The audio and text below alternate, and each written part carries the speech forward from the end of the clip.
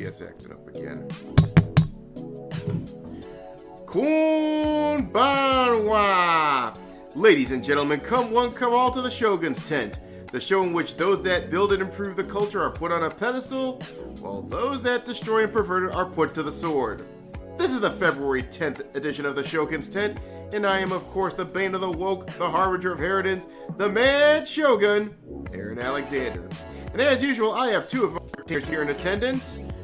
First off, the lady who suffers from insufferable head trauma while giving people plane rides from hell, the literary sage of Washoe County, Justine Hart, and of course the man who doesn't need to stay frosty because, let's face it, he is always frosty, Snowman. How are you all doing tonight? I'm doing great. Well, as great as I could possibly be, given my governor and her recent actions. Oh, yeah, I heard it. Yeah, I just heard about that on Tucker. Yeah, Talkers, you got my full support. I just wish my governor could actually back off and let you guys do your God's work. Oh, yeah. Yeah, my governor's having some problems with a bunch of high schoolers who's giving them the finger. Well, imagine that. There's a chance we might be able to trebuchet a fat fuck into Lake Michigan. Don't do that. You're gonna flood both states.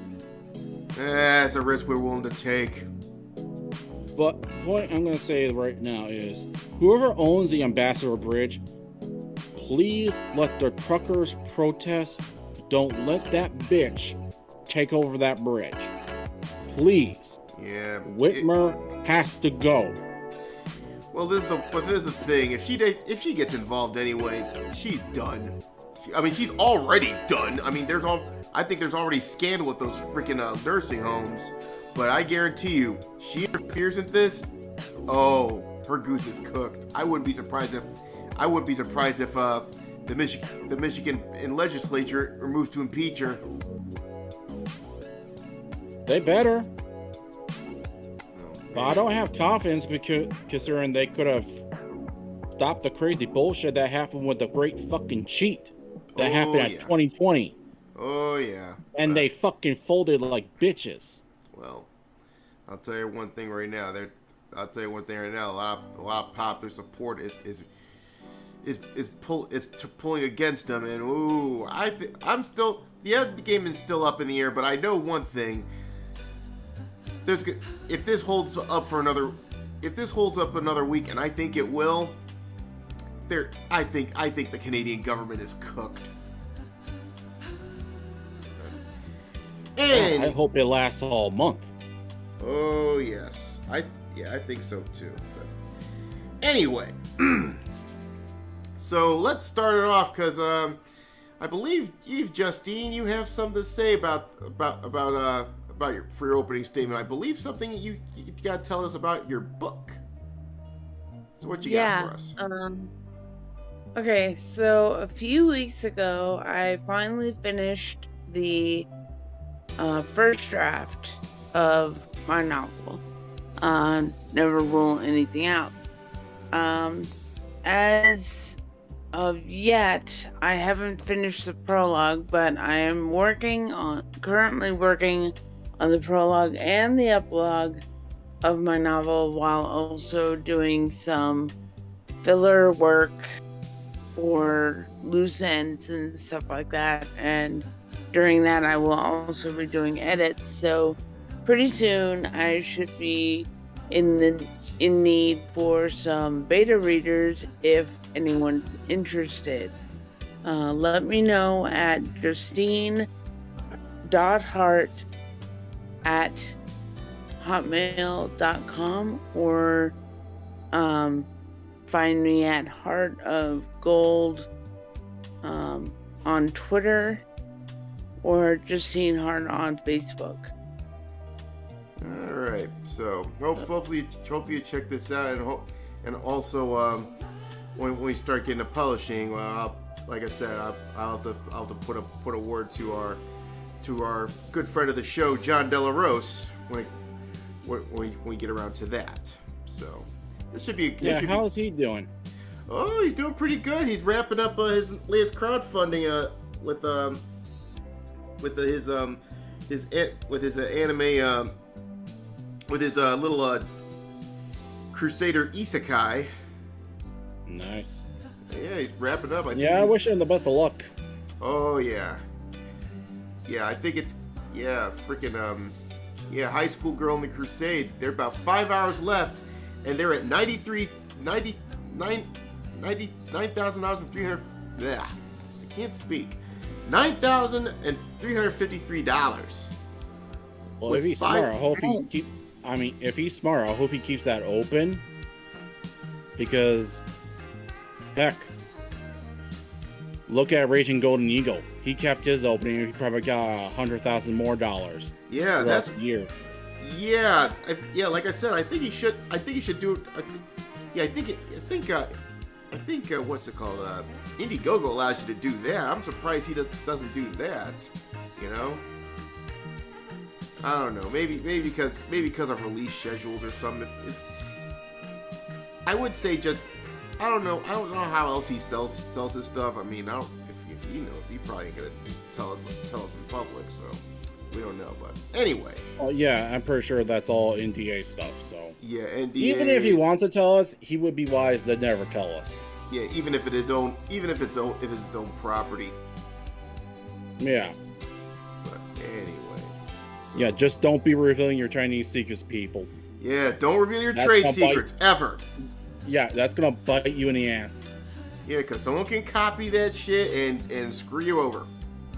Happens all the time in business. So anyway, with that said, well, I got just to let you know tonight. I'm gonna just a little something I've experimented doing the Ronin streams. I'm gonna be sharing my screen with the crowd. You won't be able to see it, but you won't be able to see it because it will be on through Discord. But I will be showing this stuff through OBS. So this way, everyone will be on the same page instead of having to watch the damn stream. Oh yeah. So. Which, by the way, I'm still on the stream because, well, someone has to actually make sure the live chat is well and good. Is cheeky breaky free. So. Oh yeah. Anyway, so with that said, let us get on straight to the news. So now, back in 2016, you and I have had a laugh at Hello Gaines and Sean Murray and how much of a trash fire No Man's Sky was at launch. Well, they did improve a whole lot ever since that point. Oh yeah, yeah. I think I read it on a Internet Historian that they didn't come out and address any of this. You know what they did? They went back to work. Yeah. Ever since Sony basically just abandoned their asses, these guys did not pout, they did not cry. They simply look back and like, okay, we gotta rework this stuff. Yeah, and slowly but surely, it's been like about 5 to 6 years since. It's been almost 6 years since release, and let's just say No Man's Sky has No Man's Sky.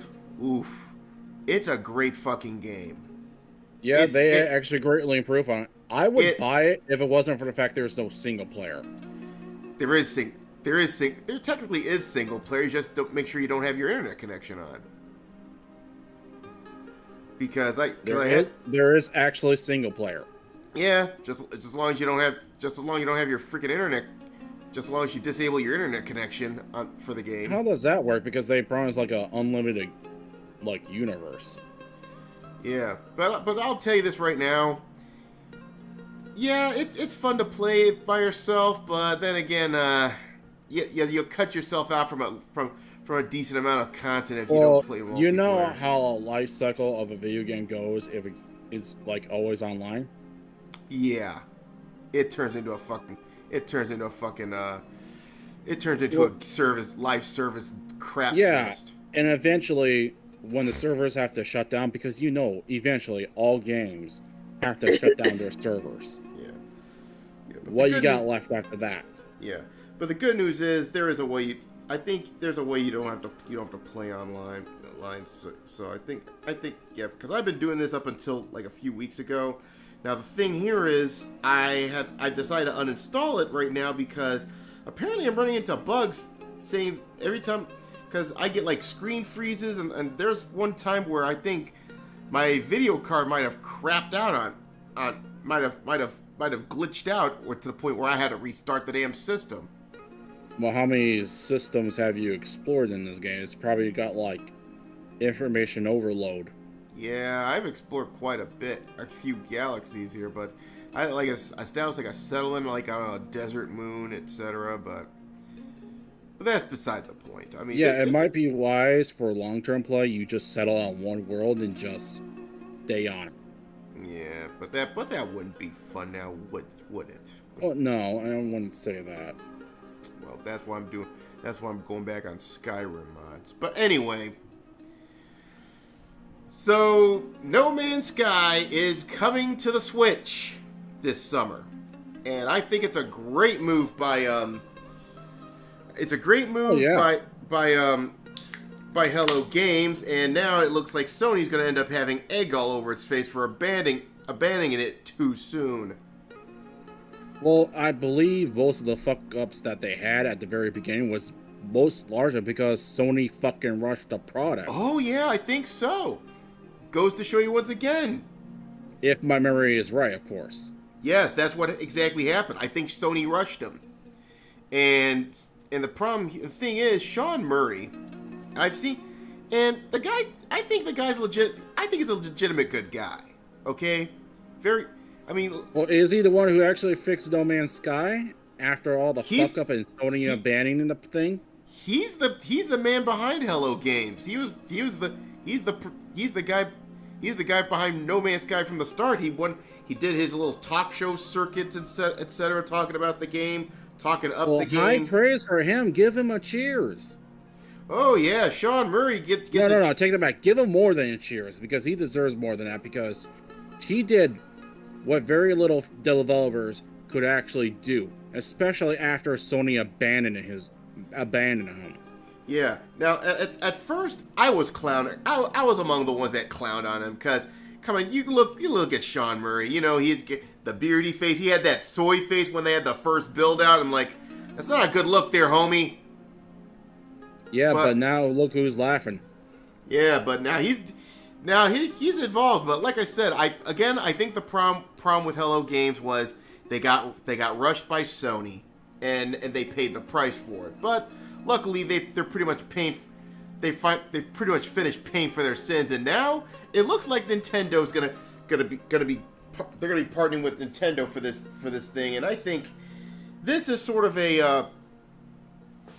I think it's gonna benefit them in the long run, because Nintendo doesn't censor their third party. Like I said, Nintendo, once again, showing class, and why eventually, when it comes to consoles, they will become the new monopoly. Yeah. Even though they were the old monopoly. Yeah, and yeah, I'm not saying Nintendo's like pure angels here, because they've done some really they're not, shit. But still, out of, say, Microsoft and Sony, in comparison. Yeah, they're miles ahead better, as long as they don't let fucking Nintendo of America cuck them. Oh, if I was fucking Nintendo, I'd just get rid of Nintendo. Yeah, I'd close down Nintendo of America. Shit. You got people who could do your translation in Japan, and they're gonna be 10 times more loyal to you than anyone in the West Coast. So yeah, because do yourself a favor, Japan. Cut off Nintendo America. Yeah, because ever since Reggie Fils-Aimé left, it's been a dumpster fire. But fuck, they were censoring games during Reggie's time there. Yeah, really. They actually censored the Dragon Quest VIII for the 3DS. Oh, yeah. Which gave you additional character to play as. But they censored her because she was too sexy. Yeah, I think I got a lot of backlash for it. And besides, it was a different time. But now it seems like I said, I think Nintendo Japan might have them a short leash. But of course, during their direct thing, I think they're just doing they did pander to these clowns. Probably because it's standard corporate procedure in the West now for some stupid reason.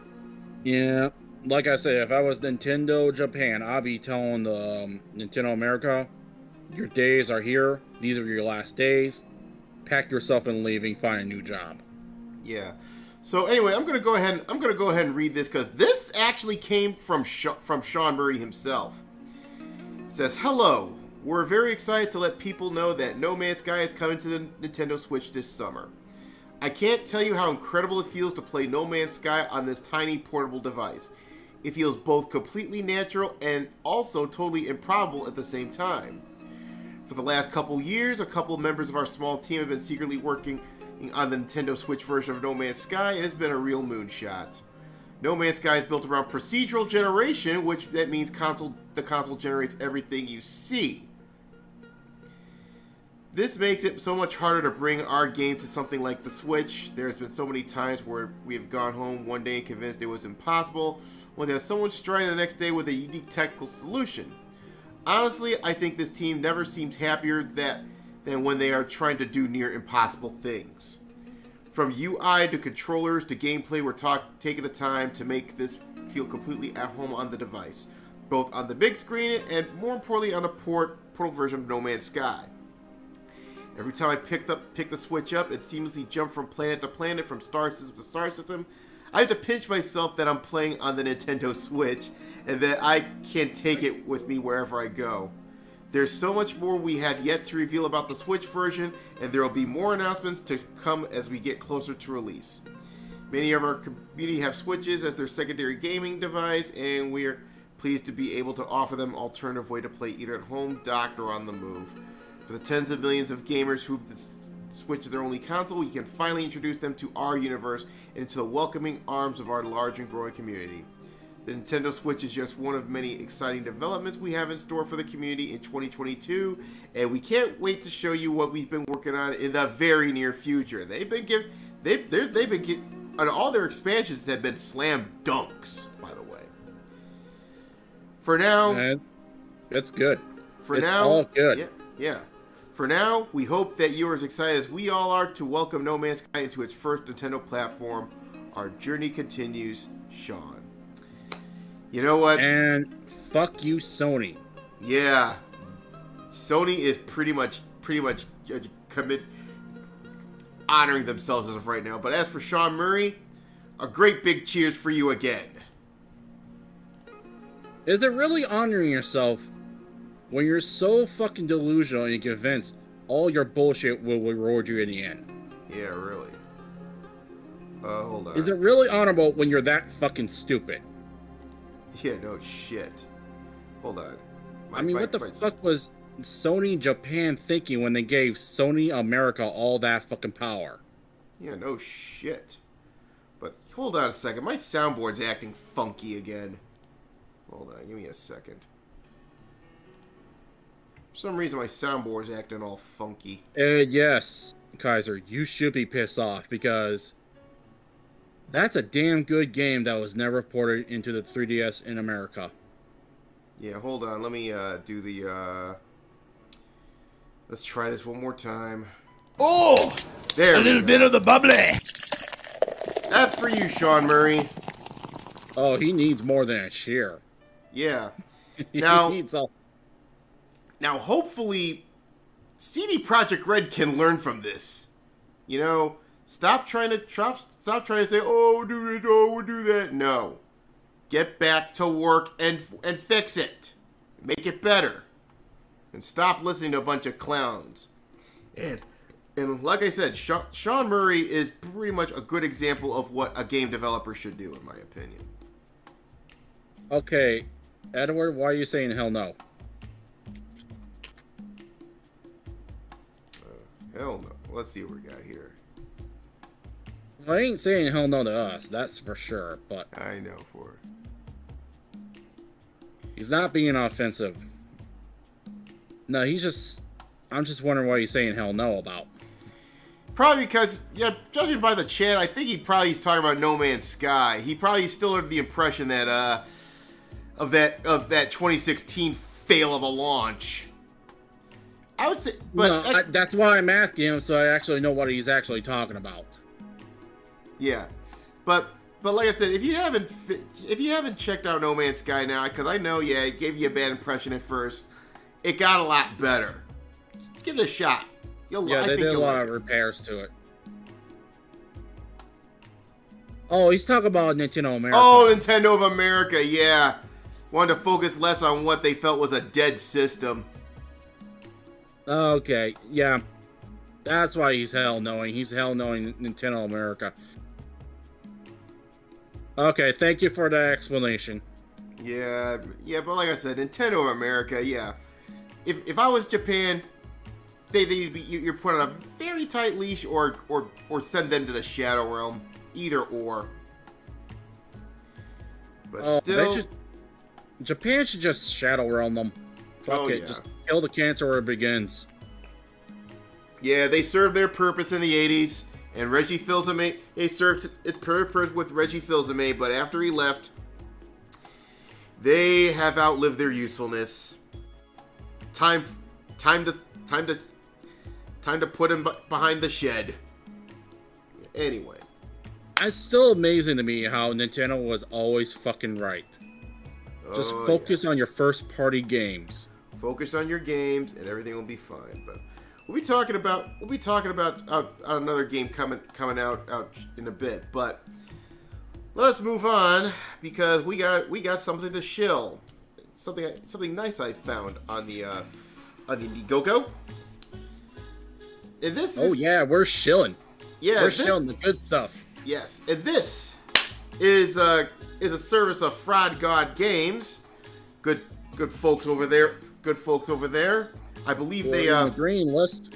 Yes, and they're bringing out their latest OSR adventure, and also also compatible with 5e, The Tower of Dead Thieves. Yeah, that looked interesting. Yeah, it does. Oh yeah, I definitely looked at that. I'm like, dang, I don't think I can actually pay for it. Yeah, it's doing pretty well right now. They got their original goal was $500, and now they got about $3,702 with 19 days left to go. I think we got a good one. Yeah, it does look good. I'm looking at the art. It's fantastic. Mm-hmm. What Much was better funny than the weird as vagina monster thing that the feminist made. Oh yeah. I mean, what the fuck was that? Oh, you're talking about Zardoz? Well, no, it was like a Frog's game, swords and wizardry. Oh, I know what you're talking about. And this was like the third printing or fourth printing. It was just this black cover, and it had this weird, I think it was either a vagina or an antler head. You can't really tell the difference because the way how the art was drawn. And it looked all bloody and everything. I'm like, what the fuck is that? Are they making a horror game? Yeah, but anyway. No, it's supposed to be for horror game or a horror game. Like, what the fuck? Yeah, horror game, not a horror game. I said horror. You've been spending too much time. Horror. Have you been spending too much time in the casinos, Justine? No. I haven't spent any of my time in casinos due to the fact that I can't stand the smell of cigarettes or alcohol. But yeah, ever since that film is basically backstab Frog God games. Oh, by the way, a little interjection here. I forgot what con it is based in Reno, but you know what? Screw them. I think you know what con. I think you know what con I'm talking about. I think they hold their shit at Atlantis, and they decide to go on. They go full on vax pass and masks everywhere. Hey, I don't even bother with the cons anymore. Yeah. You're better off with YouTube. You're better off with BitChute. You're better off with Rumble. You're better off with Odyssey. You're better off with Minds.com. Yeah, no You're shit. better off anywhere else because you get full contact to your customers 24/7. Yeah. I yeah. don't even go to They cons do anymore. better than any con will ever do. Oh yeah. I didn't even know about it, but I don't really care about it. Yeah. Exactly. Okay. I don't If want. I made a YouTube channel, Justine would probably go to that Yeah. before she Yeah. goes to any con. Oh, no shit. Well, anyway, sorry for that tangent here. Let's get back onto the good shit here. And the author here is Pete Spahn, who is a freelance writer, creator of old school fantasy, sci-fi, military RPGs. He's done the Chronicles of Amherst, The Heart of Varul, and World War II Operation White Box. I think we covered Pete Spahn a few times here on the 10. But I'm looking at the artwork and to see if they got all their shit together there. Gonna go through drive-through RPG. Backed up by RPG drive-through, so this is like near impossible to fail. Yeah, I gotta figure out when I get the shit when I start chilling Ronin. I gotta figure out how to deal with drive-through RPG because They do have instructions how to deal with them. It's just because first you gotta form your company, then you gotta follow the instructions how to make their PDFs, and if you want to print on demand, which you probably do, you gotta look at their instructions how to do their print on demands, which I think I gave you files for that. Yeah, I believe so. It's got to be in like CMYK or something. Yep, it's CYK. I think I gave you the special little protocol that they wanted you to use. Yeah, it's CMYK. It's a standard. It's a print standard actually because It is.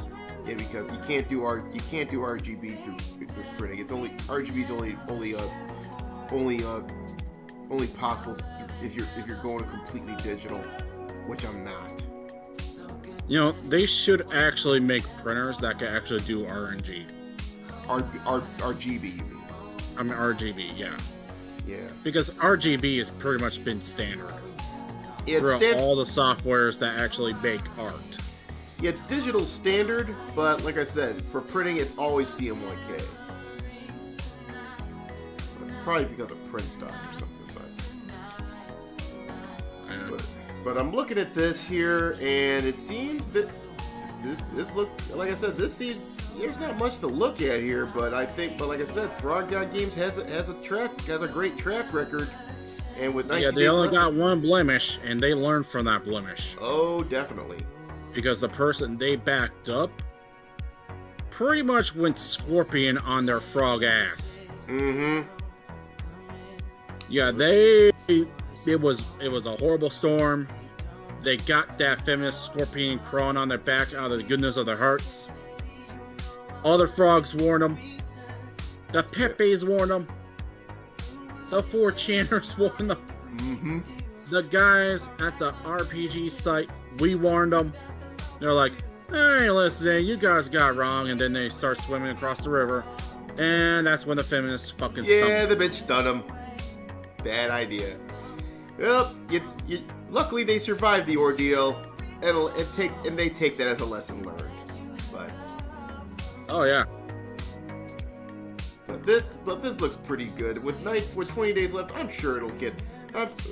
And they got like what 3,000 on their hand. and the reason I keep bringing up that feminist is because, well, first of all, it's a classic tale of never work with the wokies. Yeah, wokies they're like locusts in your garden. You need bring out the DEET. Yep, bring out the proper pesticides. Mm-hmm. I'm not saying that to be an asshole. I'm just pointing that out. Mm-hmm. Anyway, so This looks pretty impressive, and like I said, if you got any fuck you money, consider backing it. Alright? So. Oh, thank you, Dooku. He shared our video on Twitter. Alright. He's sharing the stream on his Twitter. Wait a minute. Doku? What are you doing in the chat? Get your ass in here!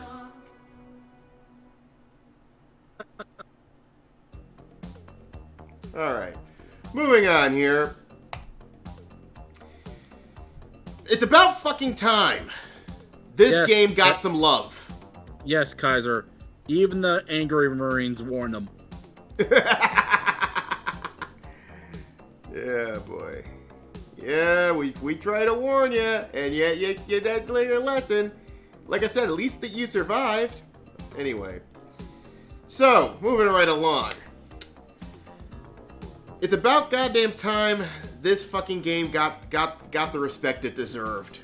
Oh, finally. I heard a lot of weird things about the game. 22 years without any single remaster, any single re-release. Doku's here. Hey, Doku. Hello, Doku. Well, hello. How's everybody doing this evening? Doing all right, Doku. Fantastic. I'm good. Long time no talk. Well, fantastic right here because I keep hearing nothing but good news, which makes up the bad news I heard earlier today.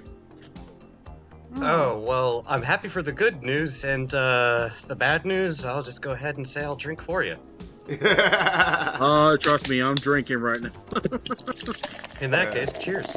Yep, So, cheers indeed. with me, it's usually with pop, not with alcohol. Same here, but anyway. So the new remaster of Chrono Cross is going to be called Chrono Cross: The Radical Dreamers Edition, and it's going to be coming to us on PC, Xbox One, PS4, and the Switch on April the 7th. And we have a trailer here. Let's have a lookie. Two worlds Have a cross looky in indeed. the triumphant return of this RPG classic. Because, yeah, I've seen this on the A Switch. remaster Nintendo of the Direct. acclaimed RPG Chrono Cross is coming to the Nintendo Switch system. One fateful Oh, what day, was that the sound? protagonist Surge Oh, wanders Doku's into an joint, alternate okay. world. Though it somewhat resembles his home world, he finds that he no longer exists here. How Wow. did this happen? What is this mysterious No another world? volume. Travel back and forth between both worlds to unravel the story. Yeah, I don't hear anything Over either. 40 characters can join your party.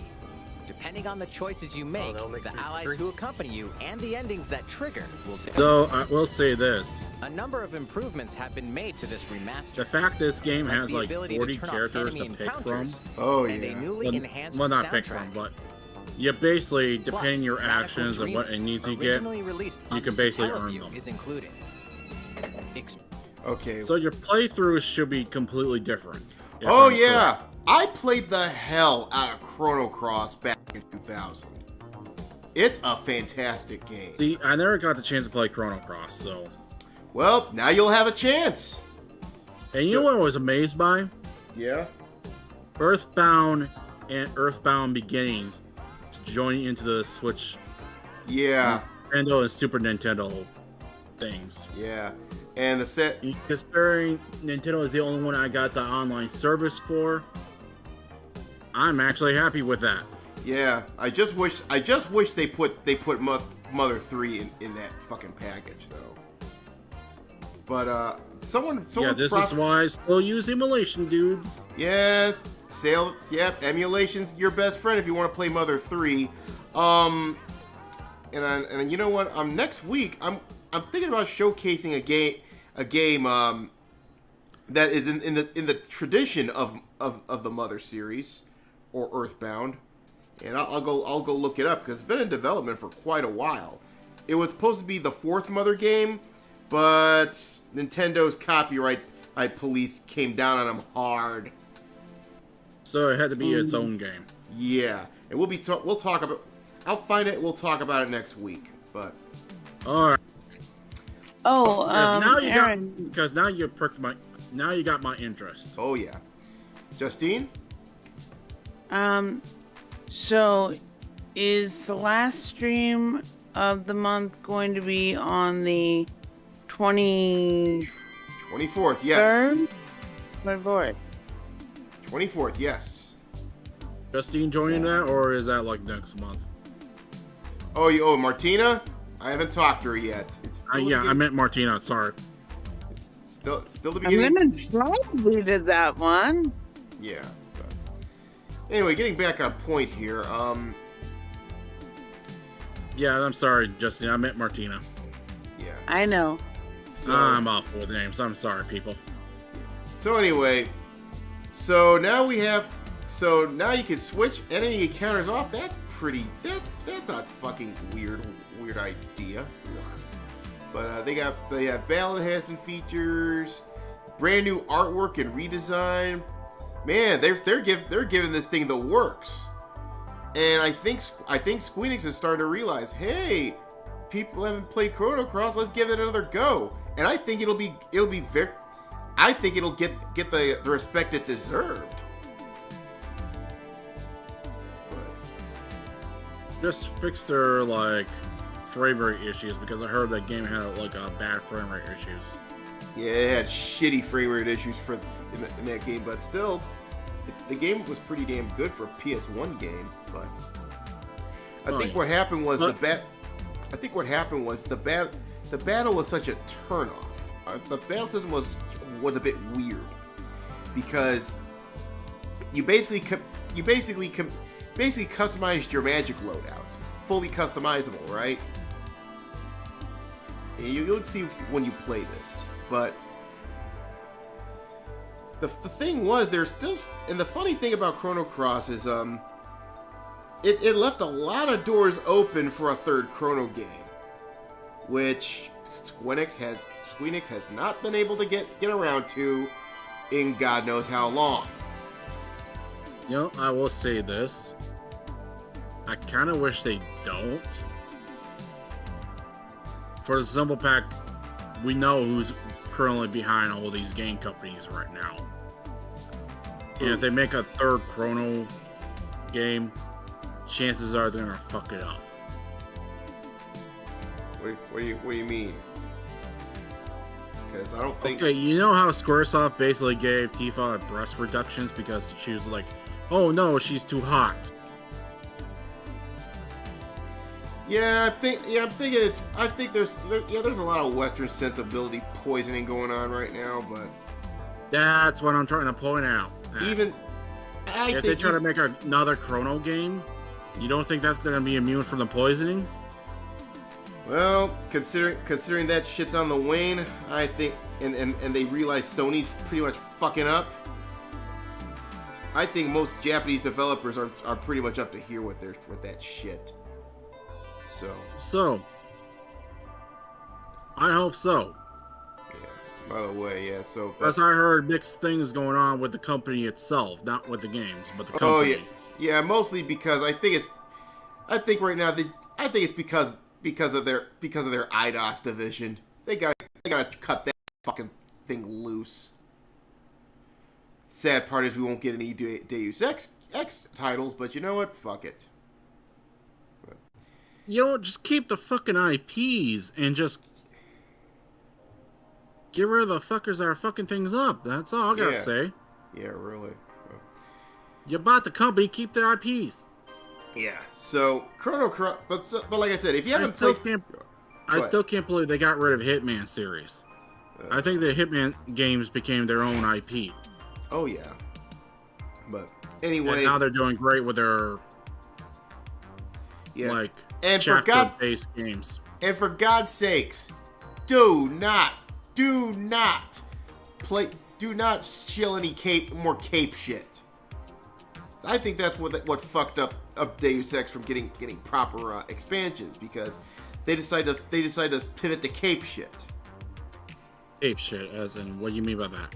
Marvel. Like a superhero game? Marvel. They had to deal with Marvel, and their game was trash. How did Marvel get involved with Deus Ex? IDOS. Their IDOS division. I think some jerk-offs over at IDOS want to work with Marvel, and Squeenix says, "Okay, I'll write the check." I'm just wondering how did IDOS let that infect the DSX? Because Deus Ex was originally an IDOS property. Anyway. Well, it must have happened with the second DSX game on the recent ones. Oh, definitely. Because I heard nothing but good things with Deus Ex Human Revolution. Every Deus Ex game has been solid. Even Mankind Divided, it's very underrated. Although it's like, oh, it's too short. Well, I think the problem is it's designed to be more open-ended. Yeah, it's in a more closed-out world, but the evolution gets a little bit. But the evolution of that place is not static. Now, if you apply that to a bigger space, it would be revolutionary. Yeah, my only complaint is they seem to punish the bad guy options. Like, if you kill a bunch of terrorists instead, just non-lethal methods, the game becomes even more difficult. Yeah, I think it's probably difficulty choice, because the hardest thing about a game is, what do? You go full on Bronson with these motherfuckers, or you decide to wiffle ball bat them in the head and bring them back alive.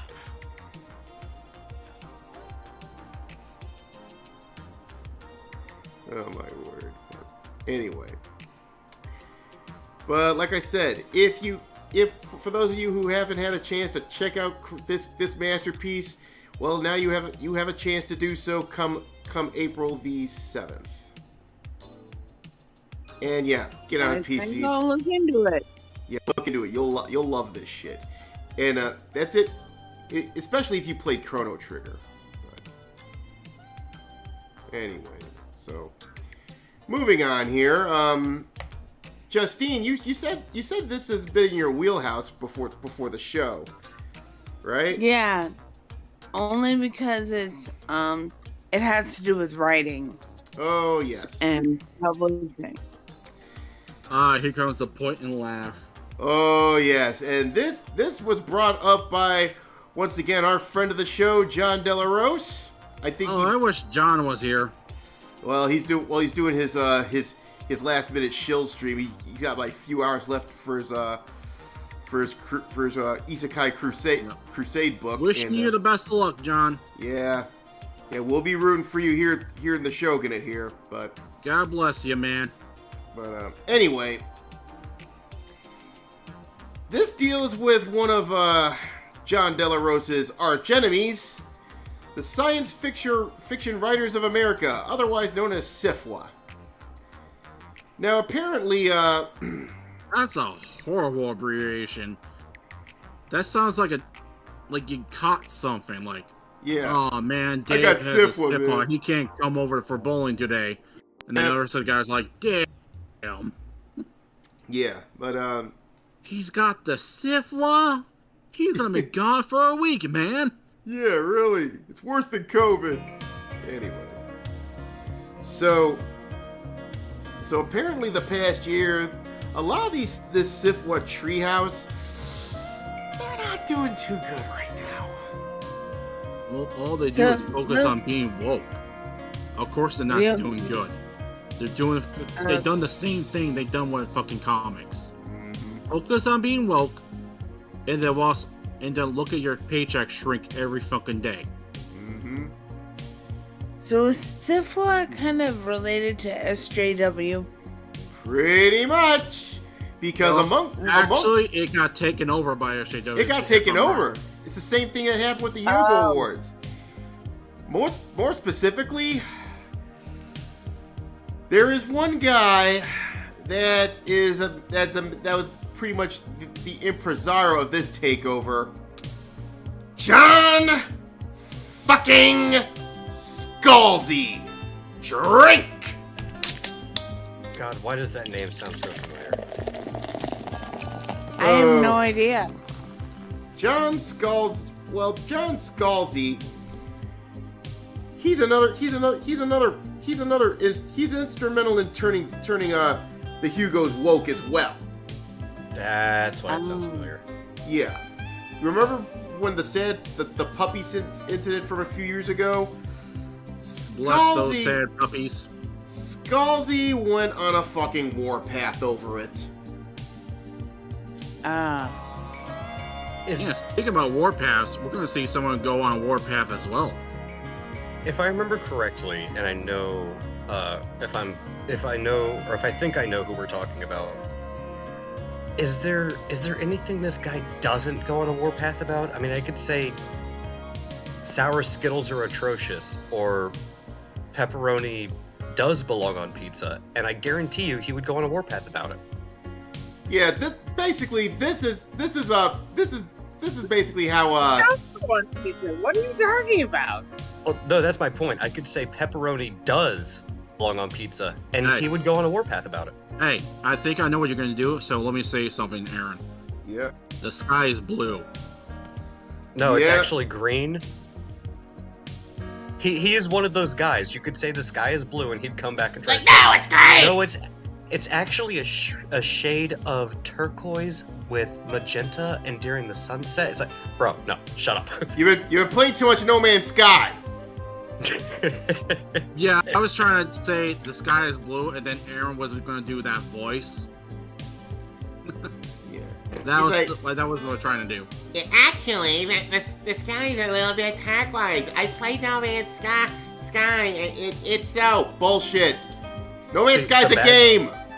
See, the bad part is I actually downplayed this. This guy is the type of individual where you can say the sky is blue, and he would come back and say, well, actually the sky is clear, and the blue color that you're seeing is actually the reflection of light hitting water, which then gets refracted through the upper atmosphere, so we only perceive it as blue. No one asked you. He's that type of guy. Yeah, that's what. He's not the guy that everyone wants to surround and just smack around and just say, shut the fuck up. Oh The yeah, sky's blue, just accept it. yeah, The really. only reason they don't is because he has the approved politics. Yeah, really. Yeah, this is the kind of person The you dumb would go. fuck that would annoy even me at Yeah. school. Yeah, the And minute I he was starts. pretty fucking nerdy. Yeah, the minute he starts talking, it'd be like this. Cut that bitch off! Well, Exactly.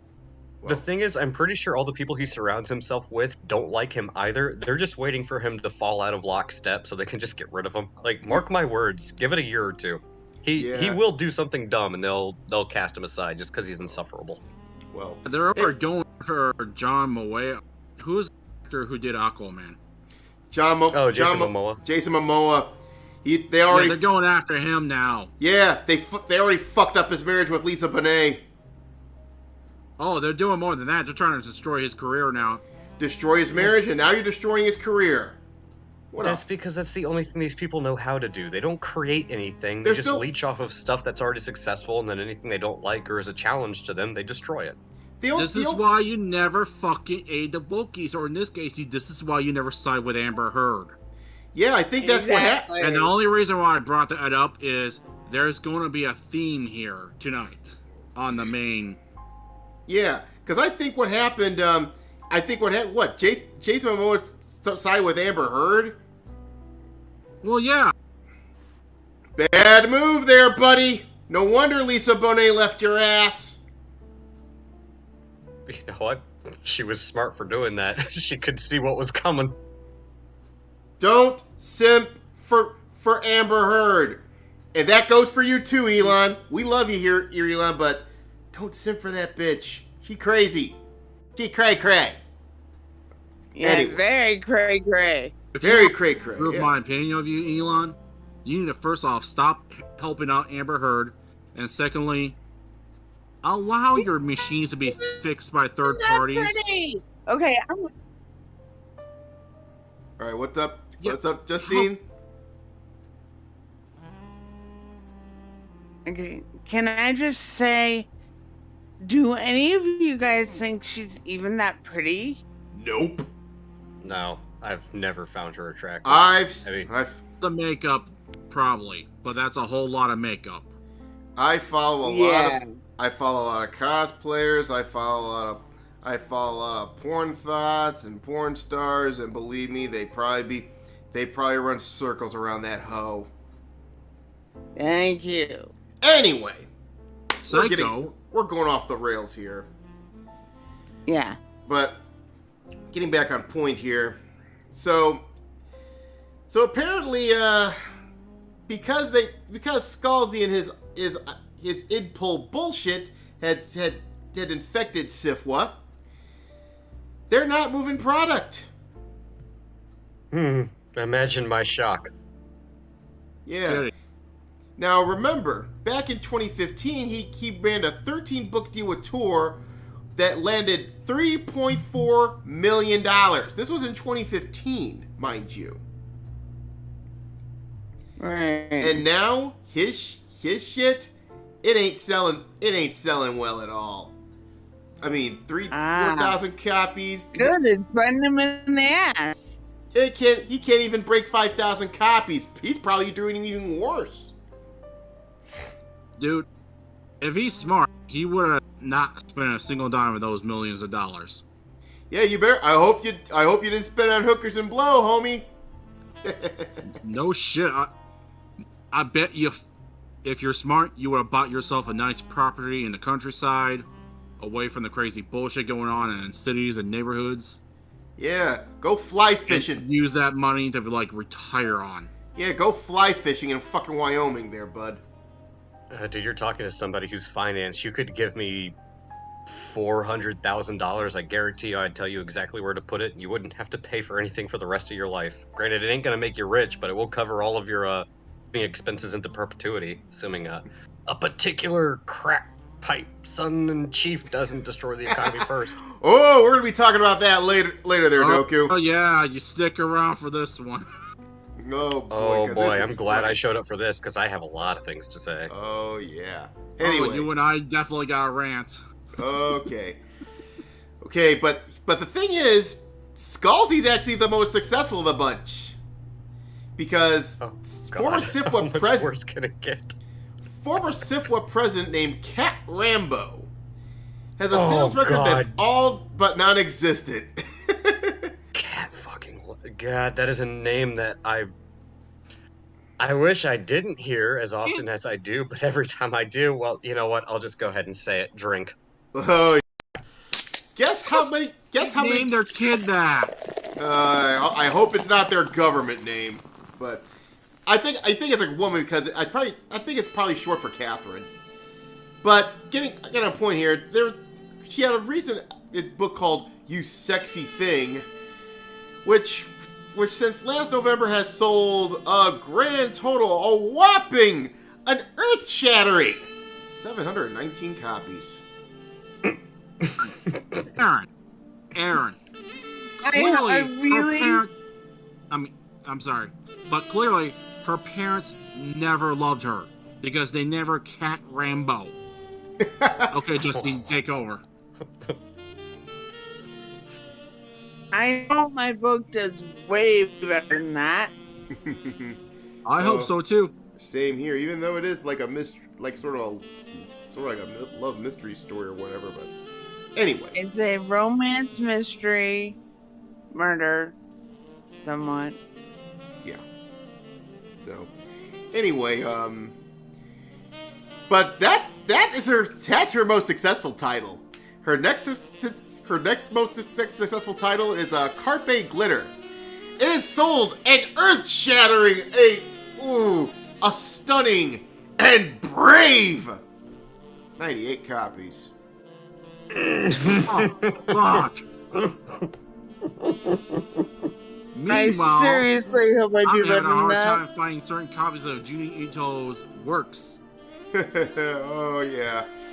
Yeah, you know, I shouldn't laugh at somebody's misfortune, but knowing this is the type of person that would try to cancel me simply for stating the sky is not green, no simpy. No simpy at all. Oh, it gets even better. Her third most, it's a series. That was across all formats. And her entire series, this is a book series, by the way. The entire series. I have a question. What? Are these novels, novellas, No. This is paperback novels. But So we're talking full-length novels. full-fledged novels, and her series has sold a stunning and brave, a earth-shattering, a impressive 50 copies amongst the whole fucking series. How many books are in the series? I don't know. Although it would be shown that the sales data for the trade paperback edition of Beasts of Tabat was not shown, and I think we know why it didn't sell well. Guess how much she charges for her shit? I think for writing online writing class.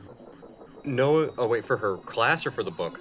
For her online writing classes at academy.com, she charges probably $200. Half of that, $99. She Not can't as greedy as I expected, but 50 books, so why the fuck do I want to take courses from her? Shit! Oh my god! what, I believe there's a saying: those that can't do, Those who can't do cheat. Oh shit! Wait. If she can't sell 50 books, why can't we top on clearly she's doing something fucking wrong? Yeah, really. Right. Well, to be fair, when some of these individuals come to these, I guess I should say institutions. Oh, well, I'm a published author, and especially if they are of the woke persuasion, they basically bully their way into these positions, and the administration, they don't actually go and look and see how successful this person is. They just say, "Oh, published author, $100. Yeah, that sounds cheap. Sure, why not? Go for it." They don't pay attention to those types of things. Yeah. Well, we have another one. The current SIFLA president, Jeff A. Kennedy, who has a body of work with publication dates stretching back to 2020 of May, and cracked 7,000 copies sold. Doesn't crack 7,000 copies. So yeah, he gets the silver medal. I mean, it wasn't humiliating as Cat Rambo, but. Then, of course, we have another one. Jason Stanford, who only sold, across 6 titles, 116 copies. Yeah. Ooh. Yeah, shameful fucking display there, buddy. A shameful display! And then you have the chairwoman of Discon, Mary Robinette Kowal. And I believe her, I'm looking at this thing here, it's just a bunch of, I think Relentless Moon barely broke 5,000 copies across multiple formats going back to 2020, so, but here's the point.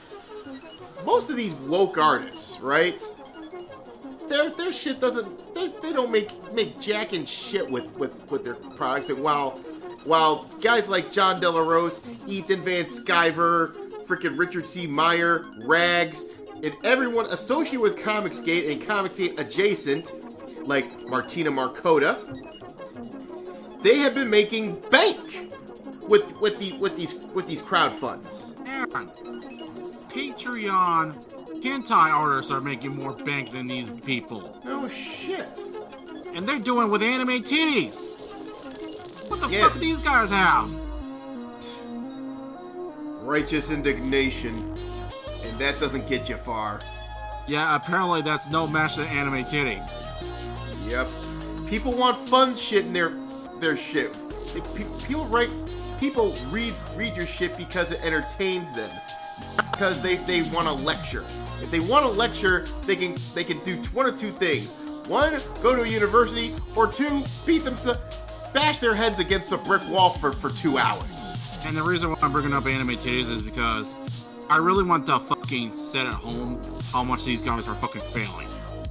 Because if some artist whose only job is basically to make attractive women who are basically buck naked, if he's making a fortune and these so-called geniuses of writing are not, that should fucking tell you something, because the guy who's using cheap tricks is making more money than the people who are writing entire fucking novels. Yeah, look at Rage Golden Eagle. He's raking in money on his dragon comics and shit.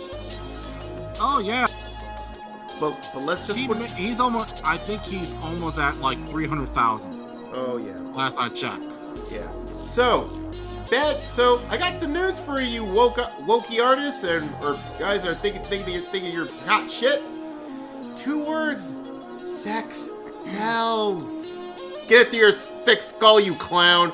And oh, speaking of clowns, I'm thinking tomorrow's shorty. Oh, I'm gonna be taking the piss of a clown, of a major. I was gonna do it today, but I didn't have enough time. But I probably might do a recording tonight, but I'll post it tomorrow afternoon. Yeah, I was waiting all day waiting for that but video.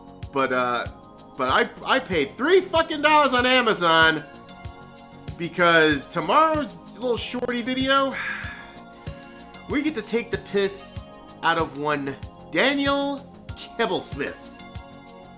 Yeah, what show did you purchase? It was a I posted an episode. I purchased an episode of a show called Millionaire Matchmaker. And normally I stay the fuck away from reality television, but I figure since it centers around Daniel Kibblesmith, and we've already saw a glimpse on how cringy he got during that show.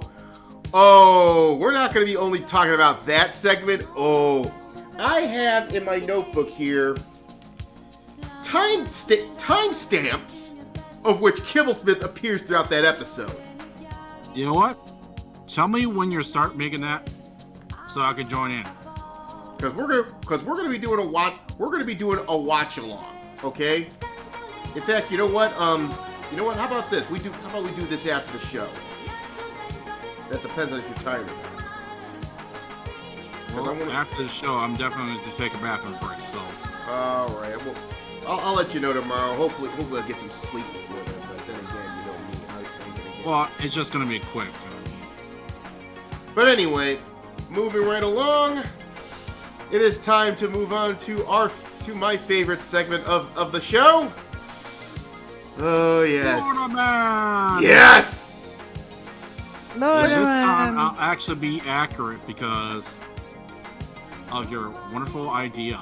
Yes, because now, ladies and gentlemen, it is time once again for the ever-continuing adventures of Florida Man!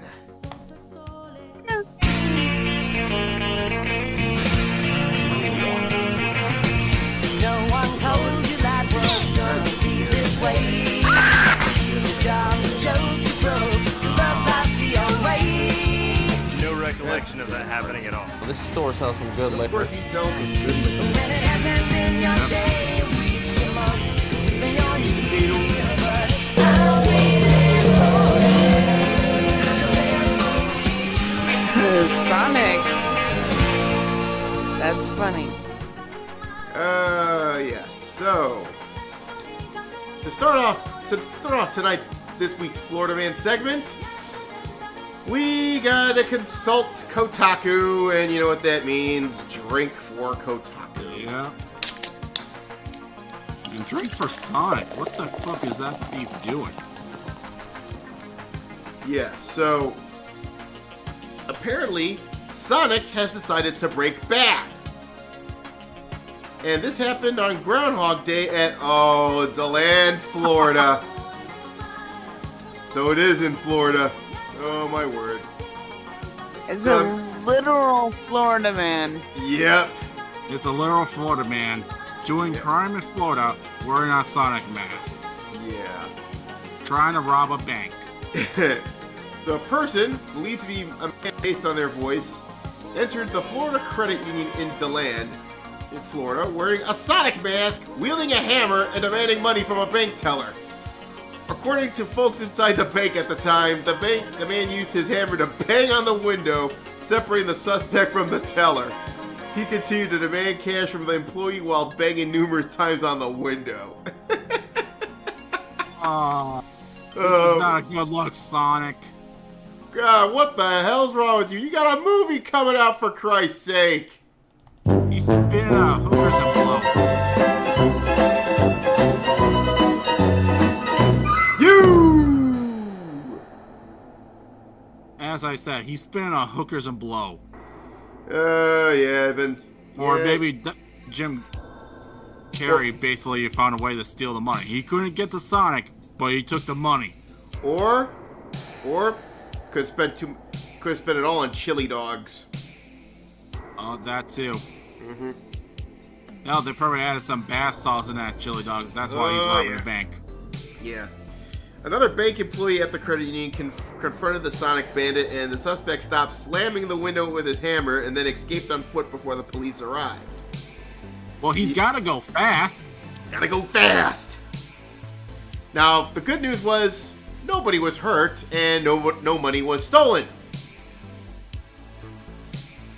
Because I think what happened was, you know what this reminds me of? This reminds me of an incident like way long ago, where I think some idiot put his shirt over his head cornholio style, brought like a palm frond in, and was trying to rob the convenience store with a palm frond. And he was like, kept going, shaking the thing, saying, $50! $50! Like an absolute retard. Oh, yeah. Well, that's something because I'm actually retarded, so. Yeah. But anyway, still. It's a sad day when the retard is calling you a retard. Yeah. Not a good look there, Sonic. You sound like a retard. Yeah, really. Wish I had a button for retard alert. Yeah, I'm the lighter end of the spectrum. Yeah. So, anyway. Moving right along. And this is a couple states away in Alabama, more specifically Mobile. Well, someone was trying to bury the hatchet in someone's skull. Ooh. Yeah, here's an important rule you never do to a fellow man. You never fuck with his crime, you never fuck with his money, and you never fuck with his woman. Exactly. Now, a gas station clerk, he cut a man with a hatchet Tuesday evening after he punched the clerk's wife in the face. And yeah, you never fuck with a man's woman. Yeah. So this happened at a Citgo. They still have. I thought they were out of business. That at US Highway 90, in reference to a theft, the clerk said that suspect entered the store trying to steal some chips. What, you can't pay a couple bucks for some fucking chips? I know inflation's a mess right now, but still, it's not like it cost you $200 bucks a bag. That's bitch about the cost of bacon, because bacon just went like all the way up to like $7. Ooh, yeah, tell me about it. But anyway, so when confronted, yeah, and it's even worse because I've just adjusted my diet to allow mostly meat now. But anyway. When confronted, the subject started a physical altercation, punching the clerk's wife in the face, where the clerk produced a hatchet and hit the subject in the arm, causing minor injuries. Okay, so the fucker came in, tried to steal, then punch his wife. I don't see how the clerk did anything wrong. Yeah, like I said, fuck around and find out. Well, luckily no one got killed. He did fuck around and found out. Luckily, he didn't die, but still, True. I hope he takes this as a lesson learned. Fuck. Jesus Christ. You don't mess with a man's money, you don't mess with his pride, and you most certainly don't fuck with his woman. Exactly. This man fucked with his money and fucked with his woman. Yep, 2 kisses of death. Don't do that. Just don't do that. Anyway. I'm on the clerk's side on this. He's like, you try to rob me, and then you punch my wife. You're gonna die, motherfucker. Yeah, same here. Well, anyway, so. Yep. Next time, pay for your fucking chips. Anyway. Man's gotta protect his property, and he's gotta protect his woman. Mm-hmm. So anyway, moving right along here. Well, so Meta is a step in the wake of some people on Meta complaining, "Oh, I'm being molested in virtual reality."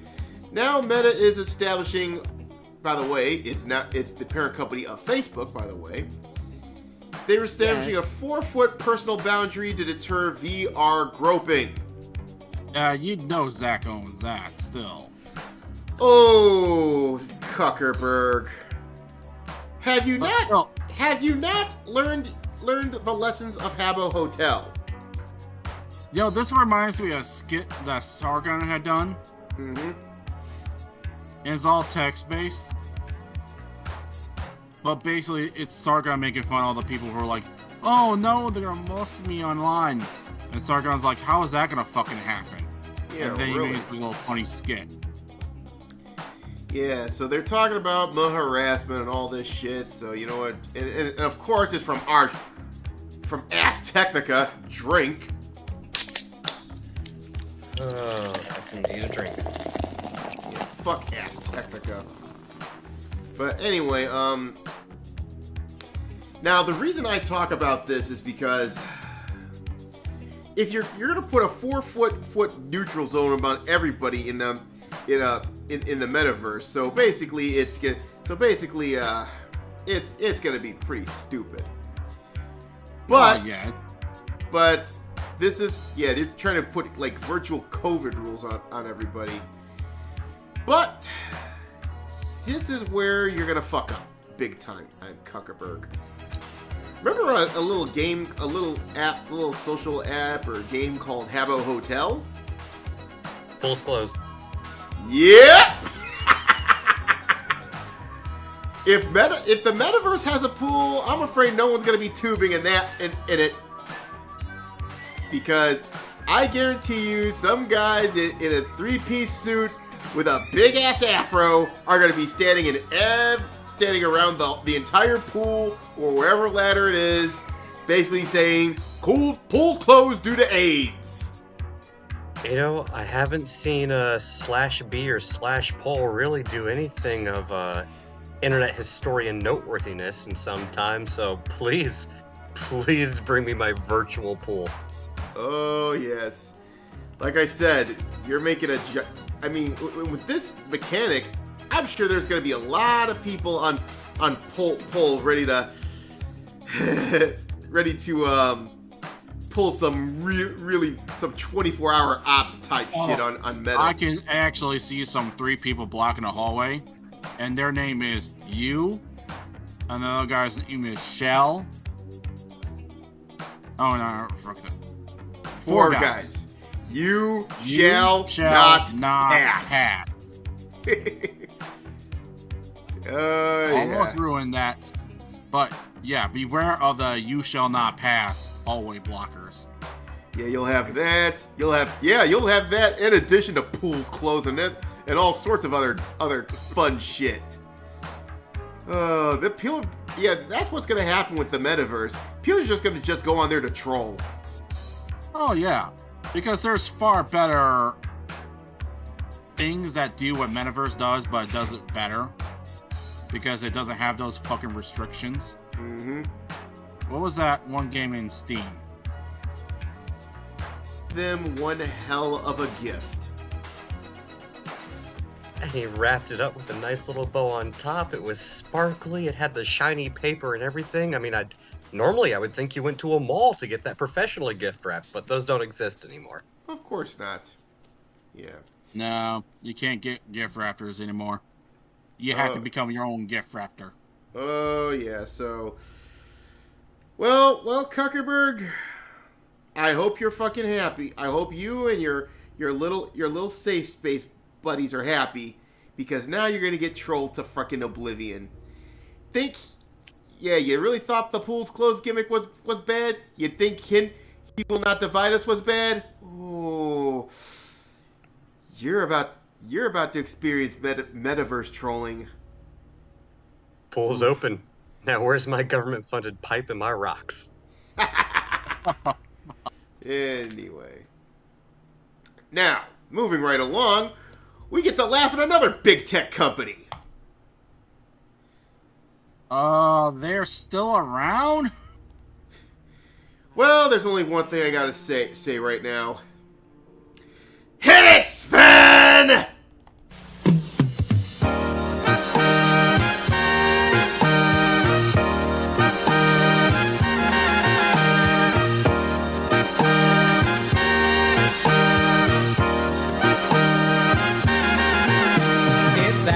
midnight and my show's a nightlight and I'm cancelled. The movies are cheap and put viewers to sleep, so I'm cancelled. Fucking Stadia. The console we all... Back in the monastery, we've always had a laugh at this shit show. So now... gaming needs to fucking die, period. Yeah, but I think we might have our first casualty, and this is no surprise. So they're trying to salvage the Stadia to focus on striking deals with Peloton and Bungie and rename it Google Stream. You can put lipstick on a pig, it's still going to be a pig there, Google. Yeah, and isn't Sony buying Bungie? Yes, I believe so. So two failures are joining forces. I'm pretty sure Sony, with their exclusiveness, ain't gonna allow Bungie to actually sign up with. Oh yeah, this Stadia. is gonna go tits up. My favorite part about Sony buying Bungie was the roughly 18 hours of people on Twitter going, "Oh, we bought Halo. We bought Halo." No, that's still with Microsoft, dumb fucks. Yeah, it's a like, Microsoft where have IP. you guys been? Here's the thing: All of the good stuff that Bungie made belongs to Microsoft, and all the good staff that actually made Bungie what it is, they left the company. Exactly. They left a while ago. Yeah, they left years ago. So this this is Blizzard. Sony buying up another failure that went woke. Yep. Sony bought Bungie. Oh, we're buying Halo. No, you're not. Do you guys know why Microsoft's voice assistant is called Cortana and why their video game studio is called 343 Industries? Do I have to spell it out for you? Yeah. But like I said, basically Microsoft bought the IP, took it over, kicked out Bungie because all the good fucking devs that were working for Bungie either moved on to the new studios. Yeah, but Microsoft's another trash fire in and of itself. Hell, it was the only company that Blizzard Activision basically said, you know what? There's nothing we can salvage from this, so we're just letting you go. Yeah, so... Blizzard, take that in, people. Let that sink in. Blizzard Activision basically fired these guys and got them out. Yeah. And they said you could take your fucking IPs with you. Yeah, so... That should tell you something about their fucking IPs they own. Yeah, so what you got, Sony, left? What? Destiny? It was doing okay a while ago, but Destiny then... 1 and 2. It was doing okay a while ago, but now they decide to screw the pooch and decide to get into the NFT grift. Oh, dude, that's Destiny not gonna was end always fucking up.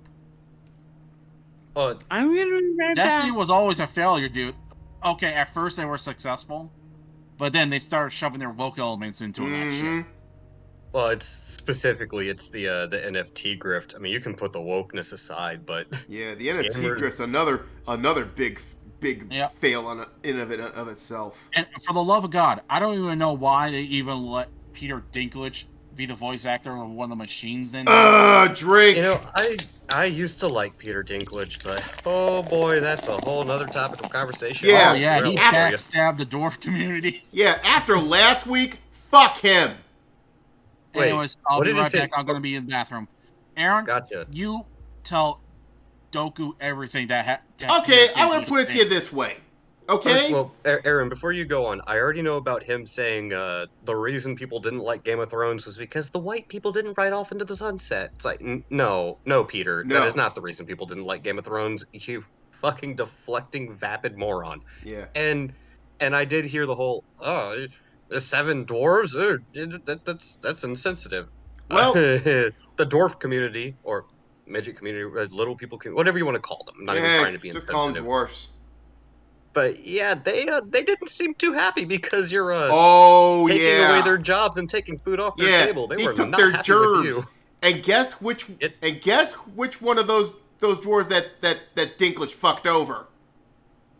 Who? Hornswoggle.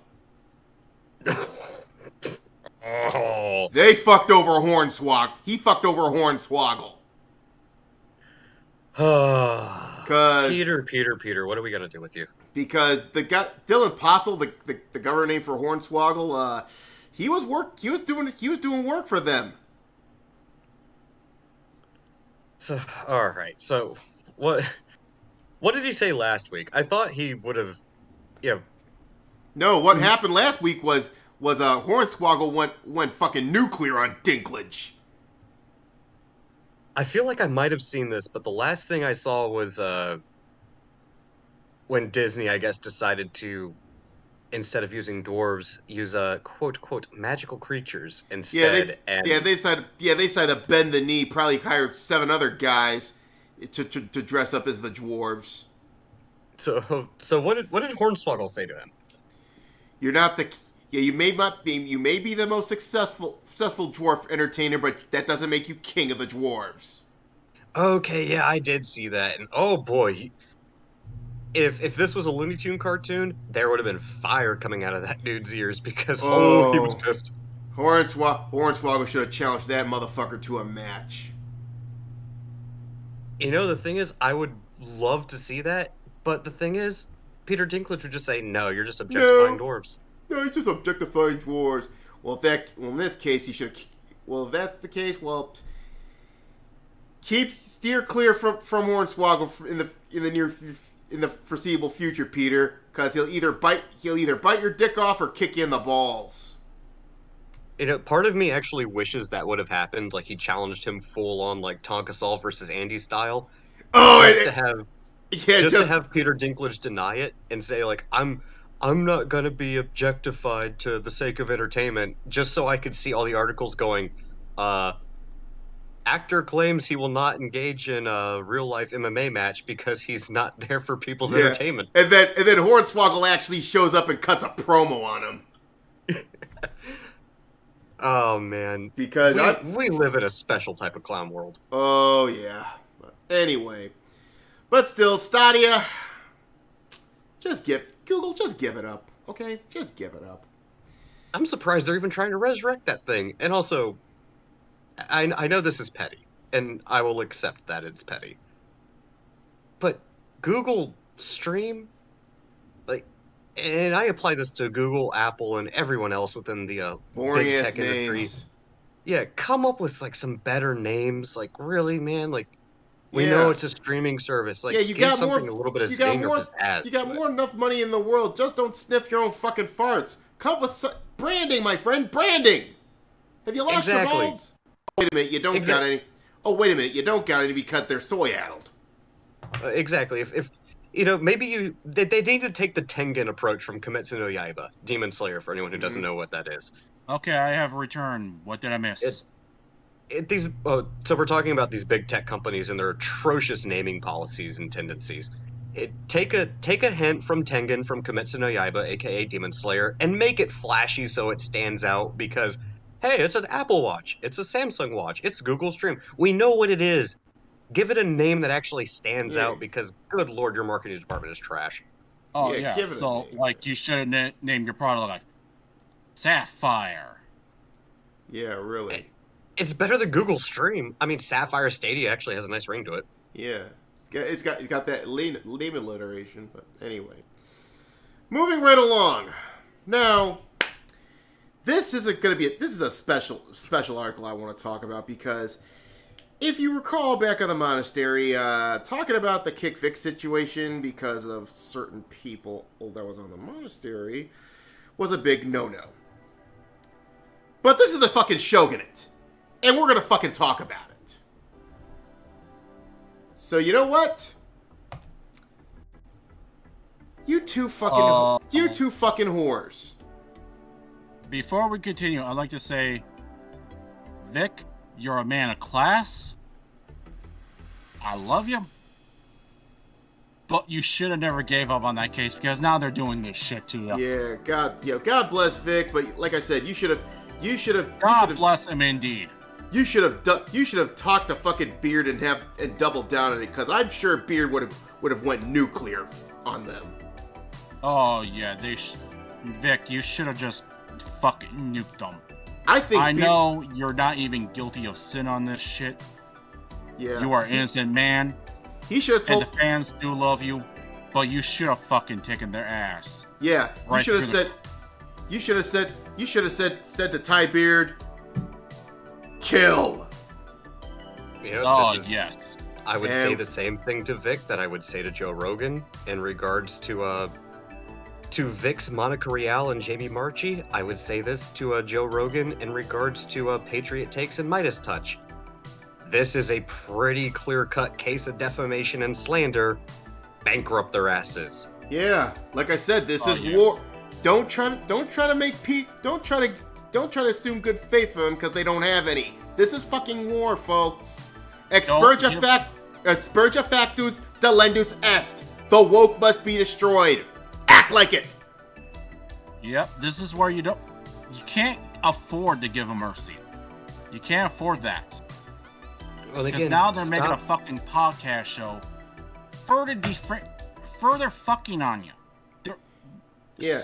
Not only they're spreading more lies. Yeah, not only you should raid them, it's not only you should sack their village, you should burn it down and salt the earth. Well, again, that's the thing. Stop trying to make peace with people that hate you, and stop trying to play by the rules with people who want to cheat so they can destroy you. They're not your friends. They're not your allies. They will never leave you alone. And they have no honor. Stop trying to fight honorably. Smack them down, put them in the dirt where they belong, and move on. This is a street fight, folks. Because unless you burn them to the fucking ground, and to ensure that they don't get up like the fucking zombies they are, they will continue to rise out of the dirt and bite at your ankles until there's nothing left. Destroy them, wash your hands of it, be done with it, and move on. Assholes ruin Boma. Yeah, no shit. Anyway, so these two Harridans. By the way, drink for those clowns. That's 2 drinks because it's 2 Harridans, not 1. Yeah, Jamie Marchi and Monica Rial, those 2 assholes. And they were the subject of the most watched video on this channel. Because I did a video about this years ago. Actually, brief aside, and out of curiosity, which one do you think is worse? Because I actually think Marchi's worse than Rial. Marchi. She comes off as a bitch. I mean, Rial does too, but Rial comes off as more of a wine mom. Yeah, exactly. Like, I can sort of tolerate Monica Rial. Like, if I really had to. You know what the problem with Monica Rial is? It's this. She's mad because Vic didn't give her the D. That's probably what the problem was. Well, then she fucking married? Yeah! Hellfire. To Ron Soye. Yeah, so Vic not giving his D because, he's a good Christian man, he's not going to cheat on his wife. Yeah, or not fuck up another marriage, even though Soye is a fucking beta cuck little shit. Yeah, basically Vic is basically like, look, you don't fuck with a man's pride, you don't fuck with a man's money, and you certainly don't fuck with another man's woman. Exactly. And I'm pretty sure I have to point God, something out to you real Yahweh quick. is gonna fucking send me to hell if I fucking sleep with that woman. And cheat on my wife. Snowman, I have to point something out to you real quick. Yeah. We're talking about Monica Rial, and we know what side of the ideological spectrum she falls on. And they don't understand the idea of exclusivity. I mean, they champion polyamorous relationships. Like, I doubt that even registers in her brain. Yeah, and we're gonna talk a bit about and we're gonna have a little bit of a little bit of a theory on how they even got any clout to begin with. But first, let's get out the bullshit counter here because there's a lot of bullshit in this article here. So I'm sorry, Shogun. I got a cough. It's Zoe Quinn. Blowy. Oh, God. Yeah, fuck Blowy. Anyway, so they launched a new podcast, setting the record straight. Bullshit. That's drink number 1. About their roles accusing once fellow Dragon Ball Vic Mignogna of sexual misconduct and involvement in legal actions that follow thereafter. Bullshit. You can't. You try to slander. That's defamation. That still doesn't matter. But anyway, so their first episode Vegeta actually showed everyone the video of them fucking lying in the court? Well, yeah, there was. I remember I watched the deposition from. Pretty sure he did. Yeah, because Monica Rial was lying her fucking ass off, trying to put on the theatrics and what have you. Oh, I don't know how the fuck they managed to get this thing that case thrown out. Did Monica blow the judge? Jesus. Anyway.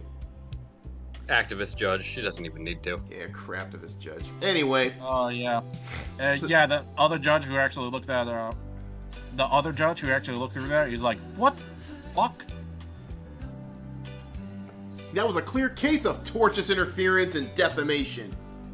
Fuck Yeah, I that think the judge who actually looked at the case, when he was, what was that thing when you retry the case? Appeal. Yeah, I think in the appeal, the appeal judge is looking at this shit like, what the fuck? Yeah, he was. Yeah, Beard was ready to counter, but then Vic says, "Okay, back off. I don't want to waste my time with this." This is why you don't back off. Nah, no. If I was in Vic Mignogno's shoes, I said no fucking mercy. Anyway, so she's talking about. Yeah, he would have won that fucking case. Oh yeah. And there would have been no appeal for those lying pieces of shit. Oh yeah. Anyway, yeah, Vic's a nice guy, but sometimes you gotta bring out the killer instinct. You're too nice. You gotta bring out the killer instinct sometimes, my man. But anyway, so they describe by the pair as an audio recollection of Our adventures in talking publicly about sexually harassed. Bullshit! Yeah, it's 3. Getting harassed online for talking publicly about sexual harass. Bullshit! And that's 4. Getting sued for talking publicly about no, you trying to defame a man's character. Bullshit! 5. That's 5 times. Do we have anything special for 5 bullshit? Oh, no. We're going to keep going. Having the case, having that case is just being thrown out because we're allowed to talk publicly about sexually harassed. Again, bullshit! You blew the goddamn judge! That's 6. Multipliers are now in effect. Let's see if we can hit another 4. Yeah, the UAV is online. And the further harassment we receive for having a case against us for defamation because we talked about. Okay, you know what? Bullshit! We're fucking rising. Oh, no, Aaron. Let's keep it going. Because, oh, you know what? Alright, you know what? We'll rise later. We're at the first 5. We have 2 more. Yeah, oh, look at this. TLDR, we won, they lost. Bullshit. We won, they lost. That's 2 and 1. Yeah. Bullshit! The only reason you won is because Vic Mignogno decided to not put the boot on your neck. Beard would have destroyed you. Now it's our turn to sell it. Yeah, your truth, huh? You dumb cunt. Yeah. And of course they talk about the whole Me Too movement. Oh, we stand with it. Oh, look at this shit. You know what? Look. Yeah, this was back during the whole thing right here. Oh, read that paragraph above it. Oh boy. I stand with the victims. My experience is a minor in comparison to many others. However, realizing this wasn't an isolated incident, I felt compelled to share. You know what? I'm not reading the rest of it. Cut that bitch off! I'm adding 1 for that one just because I'm the master of the drink. That puts us at 10. Let's see if we can get to 15. Yeah, and of course they want. Of course. There's let's see here. Everyone we wanted. I want double special if we get to 15. So basically, I'm just gonna skim through all this shit and all that shit. This was old news from like 2019 around the trial time. And here we go. Look at this shit. Oh, come on. Angry YouTubers. Okay, that's 1. When angry YouTubers start covering our podcast, and you know they will, please remember that they're making money off of you. Well, I'm not making money off this shit, you bitch. In Touch is free and unsponsored. Give us a click. Yeah, you should need a bullshit on that one. Oh, that's That's major bullshit. You know you're getting paid for that shit. Bullshit!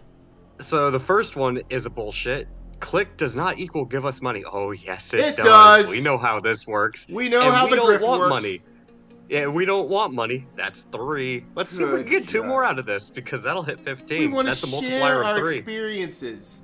Oh, fuck you you, know this Ho. already hit 15. I'm being very generous. And then... Let's just go through this last one.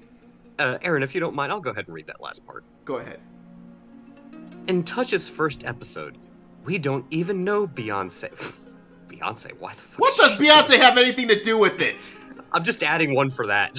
1 for Beyonce. Bonus Beyonce point. You know what? Wherein the two go over our least favorite misconceptions about the aforementioned events, is currently unavailable on the podcast's official website. Future episodes are set to release on a monthly basis. You know what? Fine, fuck it. Call it 15. That's a multiplier of 3. That's 45. I hope you're ready to drink, because Ladies and gentlemen, I need to go grab another beer for this one. because Give me a moment. because this is pissing me off, we are rising fucking school. Where's my fucking liquor? What the fuck is this garbage? Oh, you should have been Skull a long time ago. This Yeah. is like This is 3 Super times. Skull. Well, as a master of drink, I must stand and abide by my own rules, so I think I said that was 45. I don't know if I can get that out of 2 beers. Let's go ahead and see. Start the fucking clock. Oh no, your poor liver. Start the fucking clock. I hope my Scotch, Irish, and German blood stays strong. I got a little bit of nip here that Sound the Yaller horn! Oh man, your poor Jesus H. Christ. All right, that's 10. Listen, Jamie and Monica, you 2 dumb ass ho Harridans. There's only 2 reasons you've got this far, okay? Reason number 1, you just did the best job on the casting couch. Number 1, and number 2, took mercy on you. It is because Yes, he did. it is because of his mercy that you're still even drawing breath in this fucking industry. I'm surprised they're even able to get away with a podcast. By the way, that's 25. Let's see if I can get to 20 more. So you know what? Since I couldn't lay into you on this on the monastery because for obvious reasons I don't want to start a fucking thing because I believe it's unnecessary. You consider yourself lucky, by the way. But I'm gonna tell you something that I should have told you on the fucking monastery. You bitch asses are a disgrace to voice acting, and you 2 should be out of a job. And for that, your ass deserves to go to the goddamn Japanese waters here, you dumb fucking Harridan cunts. So you know what? Japanese fishermen, do your... Oh, what the fuck oh my god, don't tell me where I fuck her. Oh god damn, where the fuck is my my dolphin thing? Okay, here we go. Japanese fishermen, do your thing. We're all set for kickoff and... Oh, and Dan, it looks like Japanese people are now rushing onto the field. This is not the kind of thing you want happening during kickoff. You dolphin! Fuck are you, Will? Fuck are you, dolphin? You know what? I'm gonna call it right now. These 2 are fucking clowns. Enough from the clown! Yeah. Yeah, maybe your podcast starts failing, you'll probably, what are you gonna do? Suck off the executives? Fucking assholes. They probably will. Exactly. Side note, funny enough, you can get roughly right about 47, 48 drinks out of 2 completely full beers. And on that note, I have to go to the bathroom. I will return. Well. But of course, there's another part to this story because As God made green apples, the simps come out. Because a simp by the name of Chris Rager, I believe I remember this guy, has decided to go after Vera Dark. Now, Vera Dark is a pretty good YouTuber. I follow her on YouTube. She's pretty awesome. But apparently, the guy that voiced Mr. Satan has decided to come out and sim for Jamie and Monica. Well, actually, I don't really give a damn about Mr. Satan character. I think he should have been fucking blasted a long time ago. Yeah, he's another fucking backbencher.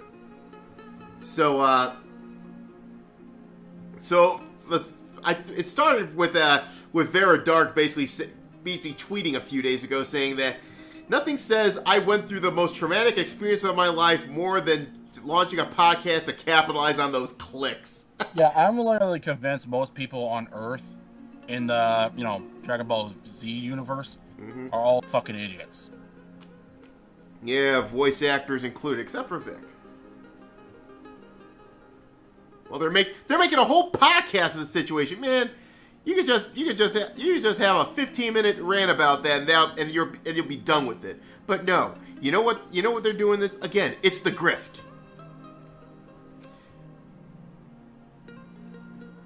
Yeah, they went up. Yeah, guess who's and the funny thing is, guess who's not talking about it? Vic himself. Yeah, well, he's too good for this. He's too good for this. He's still selling out. He's still selling out conventions everywhere he goes, despite the fact these craptivists wanted to fucking bury him to the 10th level of hell. Yeah, the fans love him. Fans love him, okay? And like I said, the fact that I think the bottom line is this: they don't like him because the man's a Christian, okay? I know. This it's a tired trope, but come on, wokies tend to not like people who goes to church on Sundays. That's true. Just look at how they treat Chris Pratt. Yeah, no shit. Oh yeah, it's a miracle he's still working in Hollywood. I'm still amazed by that. Well, to be fair, and I'm not gonna derail this too much. I'm just gonna state a actual simple fact. Wokeism is rooted in cultural Marxism, and in a cultural Marxist state, there is no room for any authority above the state, which makes religion a direct threat to the power of the state. That's really what it's about. Yep. I mean, that's not an opinion of mine. It's actually written down in a Frankfurt School of Marxism. There's multiple texts that you can pull up. I agree with you. Yeah, really. And now, I think Vera Dark, I think she... Oh, pushing up roses. This fucking clown. Fucking drink for that hoe. Fucking Harridan. I used to like... Who the fuck is pushing up roses? I used to like pushing up roses, in my opinion. She does a great series on YouTube of Murder, She Wrote. I don't even know who that is. Yeah, I never heard. This is the first time I heard of her. Yeah. Justine, are you still there? I mean, I know who Vera Dark is. I don't know who Pushing Up Roses is. Justine, you there? I think she's incapacitated for some silly reason. Maybe she got another migraine, but Pushing Up Roses, she does a great series on Murder, She Wrote, but the problem is she's gone full wokey. She's got pronouns in her body. You know what? Hold on. Let me go look her up here. Okay. Wait, can I read this real quick? Because I find this sort of strange and... Go ahead. I have a strange fascination with this statement. Sometimes we deal with trauma by putting it out there so it can live somewhere other than festering within. I'd encourage that kind of expression versus becoming mired in your experience. If you're traumatized by something, you usually don't put it out there for other people to see, especially not on the internet, because I guarantee you, all the traumatic experiences in my life, even if I might have shared them... Wow, she looks crappy. I didn't share my traumatic experiences because I wanted it to, quote, live somewhere else instead of festering within. Because I guarantee you, as someone who's been through some shit that I won't share on the internet for this exact reason, just because I put it on the internet doesn't mean it's not still festering within me and doesn't bother me. Like, that is such a bullshit take. I'm sorry for disrupting, but look at our fucking Twitter. Yep, pronouns. Fuck depression. Oh yeah, well, fuck depression. If you look like that, no wonder you're fucking always pronouns basically oversharing your goddamn mental issues. Yeah, guys, we gotta hair it in. Guys, see, the thing is, I'm not gonna. Guys, let me say something. Fuck depression. Well, with the way she looks, no wonder she's always depressed. I liked her old look a lot better. So I'm gonna torture you guys. I'm not even gonna go after the hair color because I happen to like redheads, and the hair color's not that bad actually. So I do love redheads. But yeah, but that's danger hair. But that's danger hair redhead. It is, but I'm gonna give it a pass. But problem glasses, yes. 1 for the problem glasses, 2 for the feminist lipstick, 3 for fuck depression, 4 for hypocrisy, and 5 for throwing it all out there. Don't forget 6 for pronouns. She's fucking making me depressed. Yeah. And the sad part is, I used to follow her. She has a good series on YouTube, but still. She's a freak. You know what she it's like the lost member of Channel Awful. Well, I will say this. I'll rescind my last for throwing it all out there because that's a weak one. I'll openly admit that was a weak one. Yeah, I'll allow it. No, it's I'll replace. Sorry, real quick. I'll replace it with something better. What? That look. It is the smug. Oh. It's that smug. I know better than that. Yeah, look. You know what that look is. Look, yeah. And look at the eyes. That's telltale sign you're dealing with a psycho. Yep, that's 5. Drink. So I know she'll watch this. I know she'll come after me, but you know what? I don't give a fuck. If you get word about this, come the fuck at me, bitch. Also, to be she fair, comes after me, she's gonna be really fucking depressed because she's gonna realize, oh wait, Snowman has no Twitter. Yeah, well, I'll tell you this right now. If she comes after me, I won't. Yeah, I'll give you something to be depressed about, sweetheart. Anyway. Well, if she comes after me, I know my Twitter followers, so they're just gonna laugh her off and be like, wow, I really don't care about the opinion of someone who built their career on the internet talking about fucking comics. Exactly. And this is someone who talks about comics and pop culture. Granted, I also talk about finance. Vera. Yeah. We literally looked at something bad. Let's look at something good. Yeah, let's go back. Vera's profile. Let's go back to Varb. You know what? Yeah, Well, yeah. While you go ahead, continue reading through that one here. I want to talk more. As I said in my video on the topic and in this thread, people do voice their traumatic experiences online, and I think that's perfectly fine. I don't disagree. She elaborated. But in the first podcast episode, they're laughing like it's a big joke and it's extremely unprofessional. Welcome to the internet. Yeah, welcome to the internet, sweetie. Yeah, she added, they weren't treating it like they were voicing this awful trauma they went through for others to listen to and raise awareness. People laughing about a traumatic experience comes across terribly. Well, yeah, you're right, it kind of does. But if you're gonna put it out there on the internet, you should already be expecting this sort of response. Overshare, sweetie. Don't do that.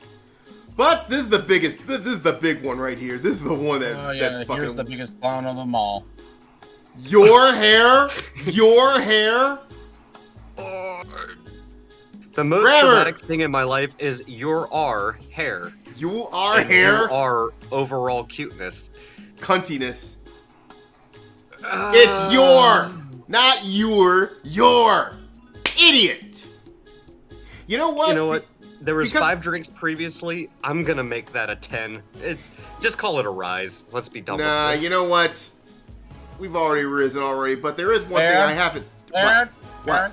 Someone needs to call Weird Al Yankovic because someone needs to be taught grammar. Oh yeah, but you know what? I got something else for him. Because of your bad grammar, Chris Rager, you fucking simp. take your ass to the principal's office. Now take your ass on down to Oshag Hennessy's office right now and tell him exactly what you did. Who? Oshag Hennessy! Principal O'Shaughnessy? Get out of my goddamn classroom before I break my foot off in your ass! Insubordinate and churlish. God damn. Well, I'm gonna go ahead and take my 5 drinks. Yeah. So anyway, so as we leave this, this mess behind, because at this point I'm like, because you're dealing with fucking insane motherfuckers at this point, you know. Oh wait, hold on, scroll up. Oh, this fucker's attacking the fans. Oh yeah, bad idea.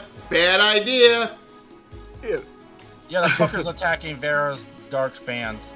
So Vera, first of all, Dragon. you're Hello, Dragon.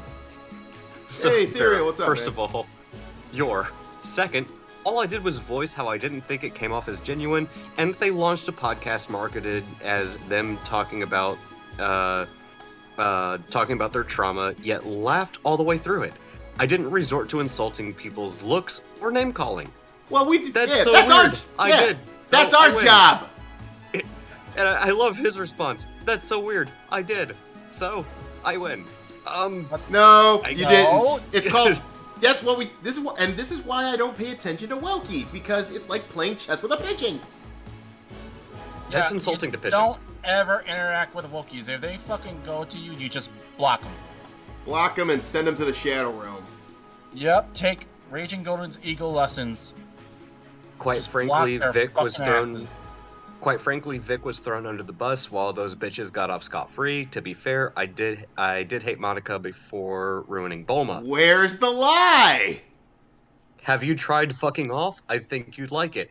If that is your response, then why are you responding? Why are Dear you Chris, responding, have Clem? you tried fucking off?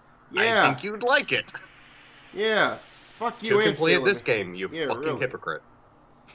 Oh, That's a here's fun another way. one. Here's another one. Psst. Piss. This shit is why everyone hates you. It's true. Yeah. Where's the lie? Psst. No one knows who you are. Oh, Chris. Oh, I that's bet such right a. about Oh, now- oh my God. This is the biggest one yet. Lisbeth, bet I'm right coming to about now, join Chris. you, honey. Chris, I bet right about now, you wish no one knew who you were too. Yeah.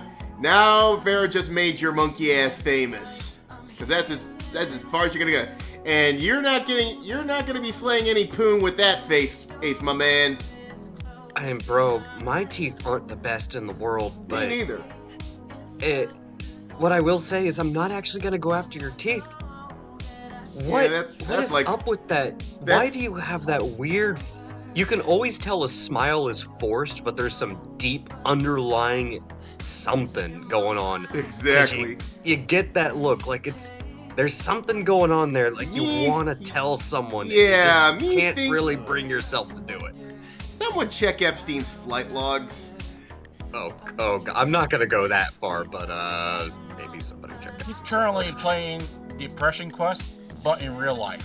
Oh, wait, hold on. Okay, this is funny. This is deserving of a drink. It's almost like I'm confident with my features, and you have an anime picture. So, Chris, let's scroll go back up to real this quick again. there. Yeah. There's I nothing to know. be confident about. If you were confident, I guarantee you, you wouldn't be making you wouldn't that be face. you wouldn't be making that face. It's not about your features. It's not about the squinty eyes or the teeth. Yeah, you look like you're hesitating. You It look like looks- you're really. It you looks look desperate. forced. It looks desperate. It's like someone told you to smile for the camera, and mom said, "Yeah, you have to smile for the camera." It's like, I don't wanna. No, you have to smile for the camera. You have to smile for the camera, Chris. I paid money for this photo.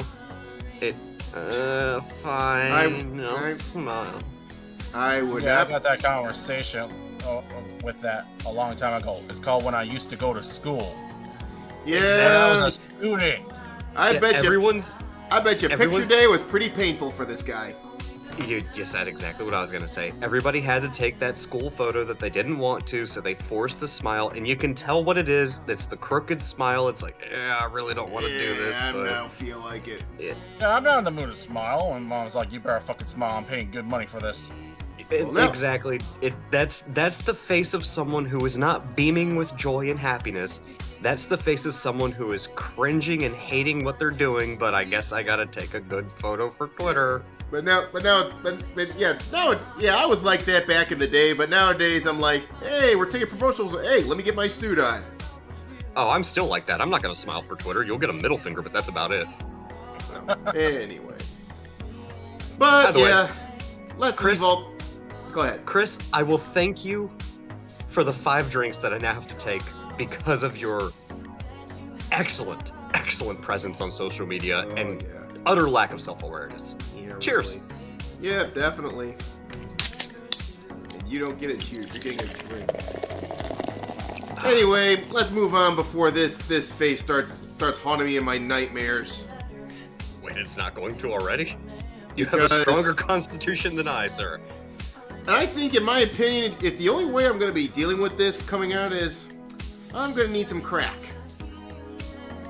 Oh. Luckily, I think we got a good place to get the fixings. Oh, Brandon, fucking drink. Let's go, Brandon. I'm just gonna say this. He did this in the middle of February, aka Black History Month. I cannot imagine. This is not good optics there, buddy. Yeah, I cannot imagine a more fitting smack to the face than this shit. Well, there's a lot of people saying on the other levels I'm on. Yeah. What have I been? Holy shit! What have I been saying for the past 10 years? The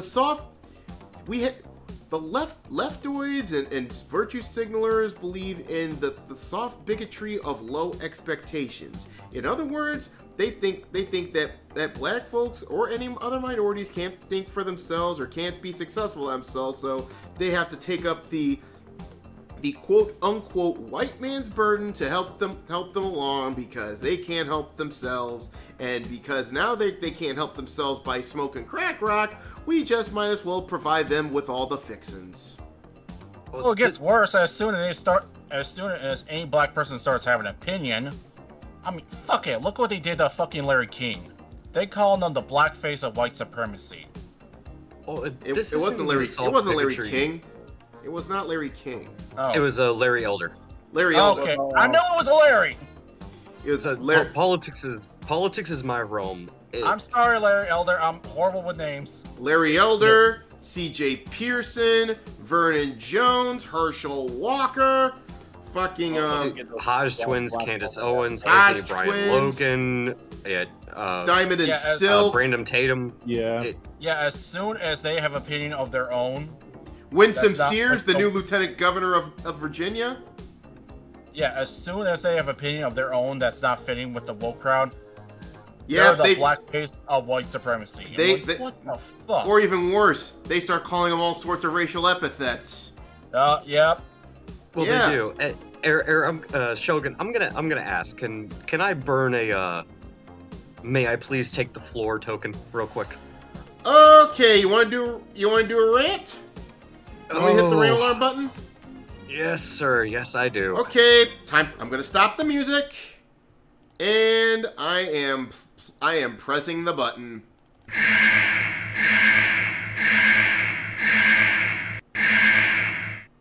Oh boy. Fire when ready. All right. So, first and foremost, I want to point out the obvious. Your ratings are in the gutter. Well, who decided that this was a good idea? Mr. If you don't vote for me, you ain't black. And you decided to follow it up with, well, thank you for voting for me. Have some crack. Like, are you seriously trying to, just keep your head above water during the, coming up into the 2022 midterm elections? Because I don't think you are. Which a lot of people are looking at this, myself included, going, what the ever-living hell are you thinking? don't get me wrong. I do believe, and let it never be said that I don't criticize Trump because I do. I think Trump was a horrible judge of character in regards to the type of political figures that he surrounded himself with because he didn't realize how deep the swamp actually goes. And you are surrounded by people who have a vested interest in making sure that you fail. And that was his first experience in the swamp. That was ultimately what brought him down.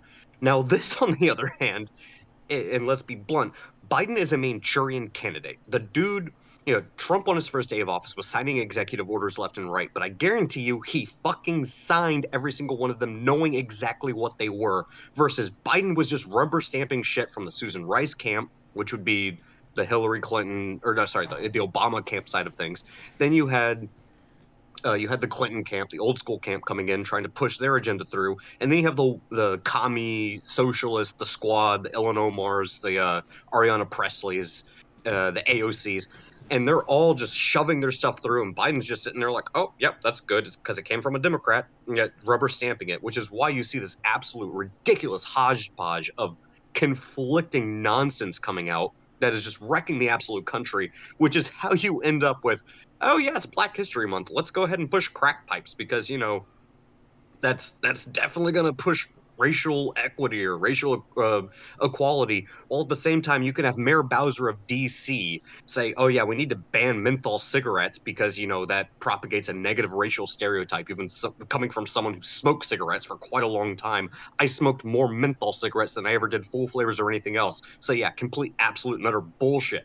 But this is the type of crap you get when you have a freaking moron in office who literally rubber stamps things, doesn't know where he is, has to have his wife walk him around by the hand, and what I really want to know is there someone inside the Biden administration that actually does want him to fail because they know, hey, he, she, they, them, I don't care what pronouns you go with, knows that Biden is one of the worst things that's ever happened for the Democrat Party and their optics, and knows how terrible he is, that they just want to lump it all on him. So it's like, you know what, how the hell do we get rid of this guy? I know, let's fucking push crack pipes during Black History Month to promote racial equity. Because that's the only thing I can see that actually makes sense from this, because the only other explanation is such a complete detachment of reality that you could not tell me I'm sitting on the third sun in Alpha Centauri, thousands of light years away, and make this make sense, because it doesn't. To no rational, normal human being does this make sense, and yet somehow we have people that are so deep down the tribalism rabbit hole that they look at this and go, yeah, no, that's perfectly fine. To the point where you have fact checkers coming out and go, well, they actually don't, or they don't have crack pipes. It's actually a meth pipe. Or they have crack pipes and meth pipes. Oh, but they also have syringes in there too. None of that makes this good. Like, what the hell is wrong with you people? Like, are we that far down the rabbit hole that someone looks at this and goes, yeah, that's fine. That's a good idea. Bro, stop the ride. I want off. By the way, don't smoke. But this is a drink, so cheers. Yeah. Welcome to Clown World. Yep. And because this is a Babylon Bee article. Yeah, let me tell you this. Yeah, I thought it was a Babylon Bee article at first, but let me tell you this right now. All you bitches bitching about all the honking and all, oh my God, why you stop honking the horns? Well, that's what happened. If you force Clown World on everybody, you're going to expect some honking. Okay, I'm going to say this. If you're black and you voted for Biden, Biden just literally fucking smacked you in the face, and now I'm going to go on a fucking rant. Okay, you know what? We're doing a double header. So this is towards all the people who voted for Biden, because Trump's racist. Hold on. All right. Now, your turn. Okay. You fucking people who voted against Donald Trump because you want to get him kicked out because he's racist, you pieces of shits. Donald Trump introduced the Platinum Plan, which I'm going to tell you the 4 things it does. First of all, it will allow black people to own more businesses. Black-owned businesses. As in, they are the boss, they tell other people what to do because they're large and they are in charge. You went for Biden, which fucked over black people from actually owning businesses. You racist piece of shit. Second off, he was actually going to create more jobs for black people. Trump was going to give you more jobs, which means a lot of you would have actually gotten a better livelihood. But you didn't want that because Trump's so fucking racist. So you voted against Trump. You pieces of shit. You just played yourselves. Oh, definitely. Hold on, before you do that. Congratulations, you played yourself. Okay. You might as well play that again for point number 1. Yeah. Point 3. Trump was gonna fucking bring about prison reform, which means a lot of the people who are non-violent criminals, as in, they didn't do any violent crimes, they didn't do anything that would fucking harm other people, they probably would have gotten out of prison. So you basically fucked them over. And you probably fucked yourselves over too, because now you're gonna fucking be accused of those fucking same crimes that are not violent and probably locked up in prison. So again, you just played yourself again. And let me add, why do I get the feeling that this could be a prelude for Crime Bill 2 later this year? Oh, we're not even touching the big issue. Yeah. Because that's point number 4. Point number 4 is police reform. You know that George Floyd case you guys were fucking screaming and hollering and fucking destroying properties about? Destroying livelihoods about? Killing people about? You burn, loot, murder idiots! Trump was gonna fucking fix that so you wouldn't have a George Floyd event ever again. Or at least chances of that would be fucking reduced dramatically. You fucking went against Trump, which cost you those 4 fucking things that would have fucking helped you out. Those 4 fucking things that is like a finally something given to black people. And you took it out. You got rid of Trump. And what you replace it with? Biden. Biden, who tried to block out a black guy from becoming a Supreme Court. Biden, who's actually a friend of David Duke. Biden, who didn't want kids to fucking mix together because he didn't want to be like an urban jungle or something, what he fucking said. Don't forget the crime bill of 94. He did that too. And let's not fucking forget, once he got elected in, your black leaders, who basically always sells you out, approached Biden and said, okay, what do we get? We got you in. We got rid of Trump. What do we get? And Biden basically told them flat out, you should just be happy I got rid of fucking Trump. He basically gave you the fuck you. He gave you the shaft. I got what I want. Now fuck off. Yeah, and now, at the month, we're supposed to remember all the wonderful things that black people have done. The month where you should have the most pride, the most respect, and remember all the wonderful things of black history. Biden thought it was a good idea to fucking give you crack pipes? Motherfuckers, you got smacked again. No, this ain't a fucking smack in the face. This is a backhand to the fucking face. The insult, the burn. Holy shit, man. You better fucking vote for Trump if it ever comes in for 2024. You better fucking vote for Trump. Yeah. Maybe then you might get your platinum plan. Because if you fucking don't, you deserve nothing. Yeah. And I don't like... And I'm sorry for all the black people who voted for Trump. You guys got fucked. Yeah, you And got. I'm sorry. Yeah, I you feel got your pain. hosed. Because, like I said, As someone who's from Michigan, I feel your pain because I too know what it's like to be robbed. Yeah. Well, never forget, Ice Cube tried to go talk to the Biden administration, and they said, "Nope, we'll wait till after the election." But Trump's people wasn't said, "Hey." But Trump's people didn't mind say, "Hey, Cube, come on in, man." Ice Cube's on my fucking shit list too because, yeah, it all started out good, but then Ice Cube turned against Trump at the end. Oh, and I'm not going to. Well, he did. Defend or. Sorry, real quick. I'm not going to defend or go after Ice Cube one way or the other because it's irrelevant to the point.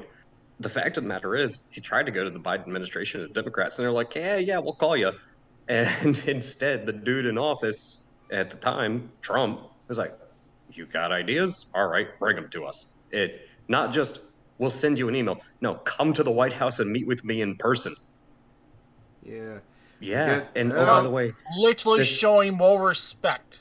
Yeah, and this is coming from the same guy. This is coming from the same guy where they say, "Oh, Trump's a racist. Trump's a racist." Yeah, I dare anyone go back to Trump during the first 2 years of his presidency. Anytime he gave a press conference and he talked about jobs being created, and you want to know what you hear from him? Lowest unemployment. Lowest black American unemployment in history.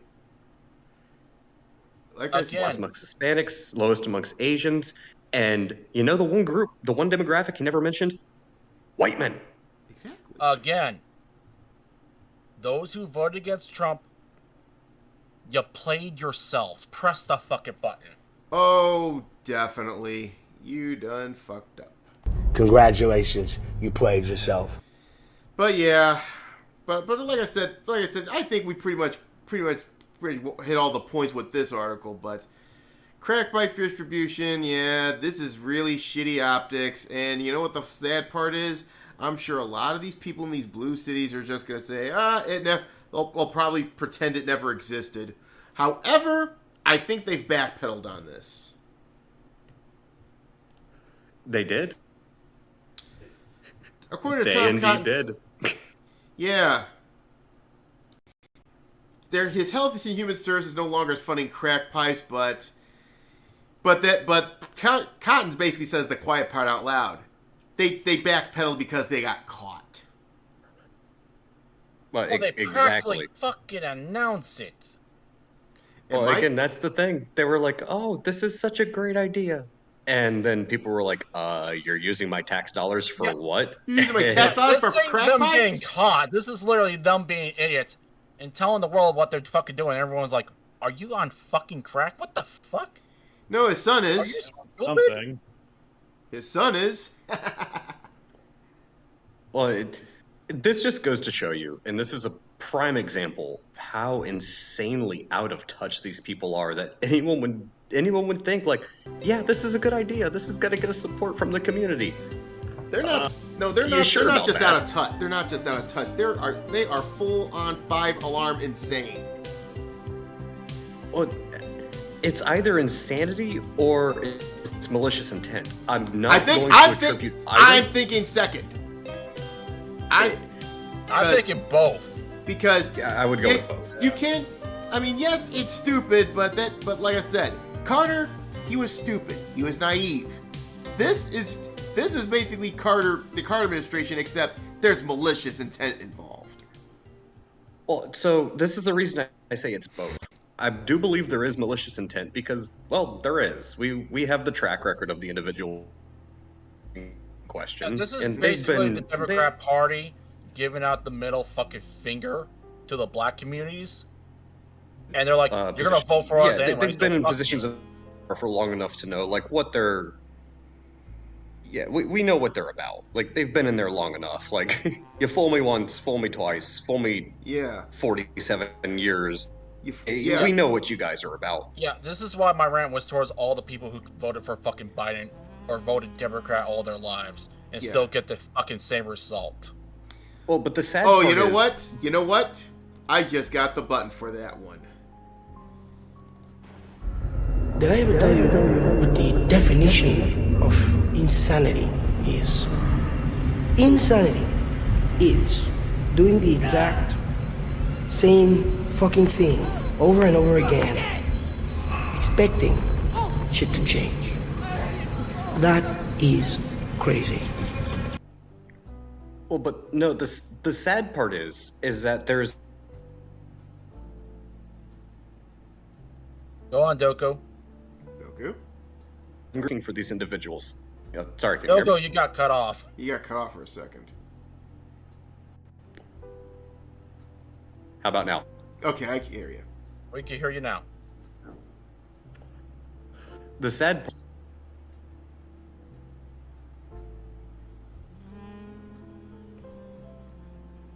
The sad part is, younger generation, they believe this is benevolent. Like, hold on, give me a moment. oh man, Doko's having problems. All right, testing, CQ. Okay. We can hear you perfectly. Yeah, the sad part is, the older generation, they're just playing by the same rules. They haven't changed. They have a long enough track record. We know what they're about. There's a younger generation, my generation and younger, that actually look at this and think, oh yeah, this is benevolent. Like, they're the same people who say, yeah, shoot up heroin in the middle of the streets and throw needles on, into parks where kids play soccer. They think this is a good thing. We have to take care of the people who are so disenfranchised. No, we don't need to give them help. We don't give them rehab or anything. Just give them free needles. Don't even bring your used needles back to us and perform, at least the bare minimum level of incentive of, bring us the used needles so that we can keep them off the frickin' streets. And if you bring us the used needle, we'll give you one that's safe. Clean, sterilized, whatever. No, they don't even give them that much. Yeah, they say they do this in the name of harm reduction. Here's the problem: they're shooting up. Here's the problem: they're smoking crack and they're shooting up. That is not harm reduction, man. And this is the point. I've had this argument with people on Twitter, and I've tried to point this out. There is, as Temple would say, there is a nuance here, but it's really not a nuance. If you're going to provide somebody with an incentive because you're trying to stop people from tossing needles on the street, in the subways, in the parks where the kids play, okay, if you want a safe needle that's sterilized and fresh, you don't have to reuse the same needle, you have to bring me the dirty one. Hand me the dirty one, or at least I watch you put it in the disposal bin. There you go. Fresh needle. That should be the absolute bare bottom minimum. But they don't even do that. Look at how this has worked out in San Francisco. Look at how it's worked out in LA, Seattle, Portland, where they're trying to push these policies. In theory, it would work out, except you're missing the second part of the equation. And that's, you have to give them an incentive to bring you the dirty one. Yeah. They don't do that. All they're doing is enabling, which, in my opinion, whether it's intentional or unintentional, is still malicious. Now, again, as I said before, and my view of the whole drug thing is, I think the war on drugs needs to be over. It's a waste of money and all that shit. That's fine. It should be treated as more of a it should be treated as more of a medical If anything, problem. we should just round up all these druggies and actually take them to facilities that can actually help them. Yeah, help them get clean and what have you. It should be treated more as a medical problem, not as a criminal justice problem. Right. But this is just nuts. Mm-hmm. You're just helping. You're just speeding them along to their early grave. So they're getting rid of the low tier people. Oh yeah, it's enabling. It's pretty much the bulge, just with drugs. Doku, I do have something. I do have a theory. I think someone who works for the Clintons, or at least worked for the Clinton Foundation, must have snuck into the Biden administration and spread that idea around and got them to do it, because that will make Biden and Obama look like shit. Yeah, Hillary can run again, but you know how that story's gonna end. Well, that also makes sense to me. Yeah. Well, that's the reason I say it does seem like it's something that would have been done intentionally to undermine the Biden/Obama administration, and I don't think it will be Hillary running again. Give it one more presidential cycle, and then you'll see Chelsea. Mark my words. It could be Chelsea. Hell, I think they might run Buttigieg or Buttigieg or whatever, or as I like to call him, Booty Sludge. And see, they can't run him because he doesn't have the level of political clout. But I mean, I'll put it this way: I called Biden-Harris back when I was still on Lord Nurgle's stream of corruption. I called Biden-Harris, and I called it exactly for the reasons that we're seeing right now. Biden is a Manchurian candidate that's easy for the DNC to control, and they're gonna put Harris in there because she ticks all the proper boxes. She's a POC. Yeah, she's a POC, she's a woman of color, she's female, and just like with what happened with Obama, if you dare criticize them, you're an ism-phobe, whatever buzzword they want to throw at you. I guarantee you, maybe not this political cycle, but next political cycle, they will try to push Chelsea Clinton, unless Chelsea's actually smart and like, I got mommy and daddy's money. I'm not getting involved. The bottom line right now is I think the Uniparty's time is about to run out, because with the trucker strike going on right now, why do you think Brandon's trying to stop that shit? Because if they succeed in Canada, which I think they will, despite all the bullshit despite all the bullshit they've thrown at them, short of going full on Boston Massacre on them, I think the trucker strike will succeed, and Brandon's afraid it's gonna come to DC, which I think it will. It should, but well, more specifically, it's not that Brandon's afraid. It's the entire Susan. Well, it's Susan Rice, Jill, Rice, Obama, Clinton, everyone, hell, McConnell, all the neocons and the freaking leftoids. They are scared shitless of this thing. Yeah, I'll be like, oh, please send the truckers to Washington D.C. Please. Yeah, this will be our summer of love right there. Because what's the worst? It will actually be out of love. Yeah, out of love for your fellow Americans, out of love for your fellow Canadians. I'll take not violent at all. Yeah, I'll take bouncy castles over burnt stores. Exactly. Your summer of love has Molotov cocktails and looting. Our summer of love has bouncy castles and free food. Yeah. Which one do you think people are going to side with? You know what this is? This is the winter of love. Yeah. Or better yet, it could be the American spring at this rate, because I think this shit'll go into the springtime if my calendar's correct. But. Oh God, please let it happen. Oh yeah, because you know what? Free food. Hey, if my car's fixed by then, which it probably will be, because they decided to give me $1,400 on my thing. But if my car's fixed by that thing, hell, I'll drive down there. Hey, Justine. Well, Shogun, thing is, I live close outside of DC, and I've lived here for quite some time, and I was working in the logistics industry when Obama was still in office during his second term, when the government was getting shut down pretty much every damn week. And you know what happened? What? Truckers came and went on the 495, the Beltway, the loop that goes around DC, and they shut that shit down. But it only lasted about 3 or 4 days because the government capitulated that quick, because DC is actually a very easy city to shut down logistically because the roads are tight. You very well, now you see 4-lane roads, but at the time, even major highways were only 2 to 3 lanes, and it's very, very easy, especially if you go over some of those bridges that cross the Potomac. They're only 2 lanes, maybe 3 wide, but most of that's taken up by bike lanes and walkways. It wouldn't take a third, even a quarter of what the Canadian truckers have to literally shut down the entire city. So basically, DC's gonna be fucked if they come. Well, keep this in mind. And I if you look at truckers, if you look at how traffic flows into Ottawa. So, where Parliament is, it's on the south side of a river. So you have a major bridge that runs in from the north to the south on the right side. and then there's kind of a half circle shape that goes around it, and then it goes through the city that's all south of that.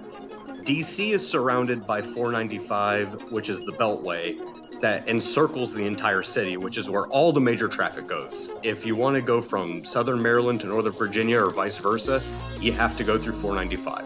And if you want to cut directly through the city, you have to go through 95, which runs all the way up and down the East Coast, starting from Boston all the way down to Florida. And if it happens there, and they're trying to say, Virginia's trying to break it up, you know what? I bet you Glenn Youngkin's gonna send donuts. And that's the thing. If you shut down 95 and 495 being the circular beltway that goes all the way around DC, 95 being the road that goes north and south that cuts straight through the middle of the city, those are the only two roads you need to shut down. And here's the funny part. The traffic's already bad enough that all you need is one wreck to fucking back it up for 4 hours. So it's sort of like 290 in Chicago. It's actually worse. It's worse because the whole thing is also constantly under construction. And who do you think the construction workers are gonna side with? Oh yeah, they're saying no. They're smart. They're gonna side with the truckers. They'll side with the truckers because they get their supplies from them.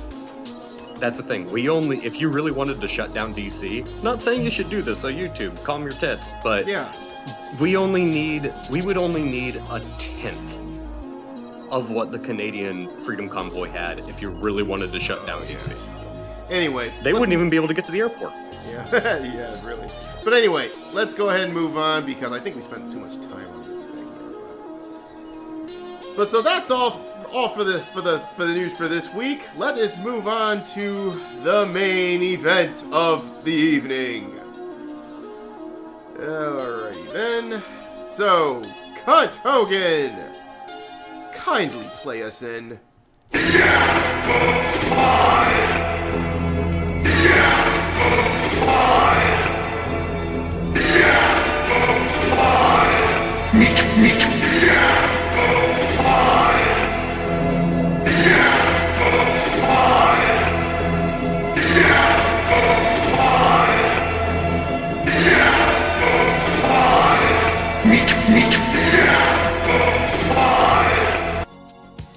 Okay, so tonight, this is pretty much gonna be like a sort of a little main event because I think it's more interesting to talk about this situation here because, as you all know, us being tabletop RPG developers, we tend to have a vested interest in this situation, especially when it centers around one Matt Mercer. Drink.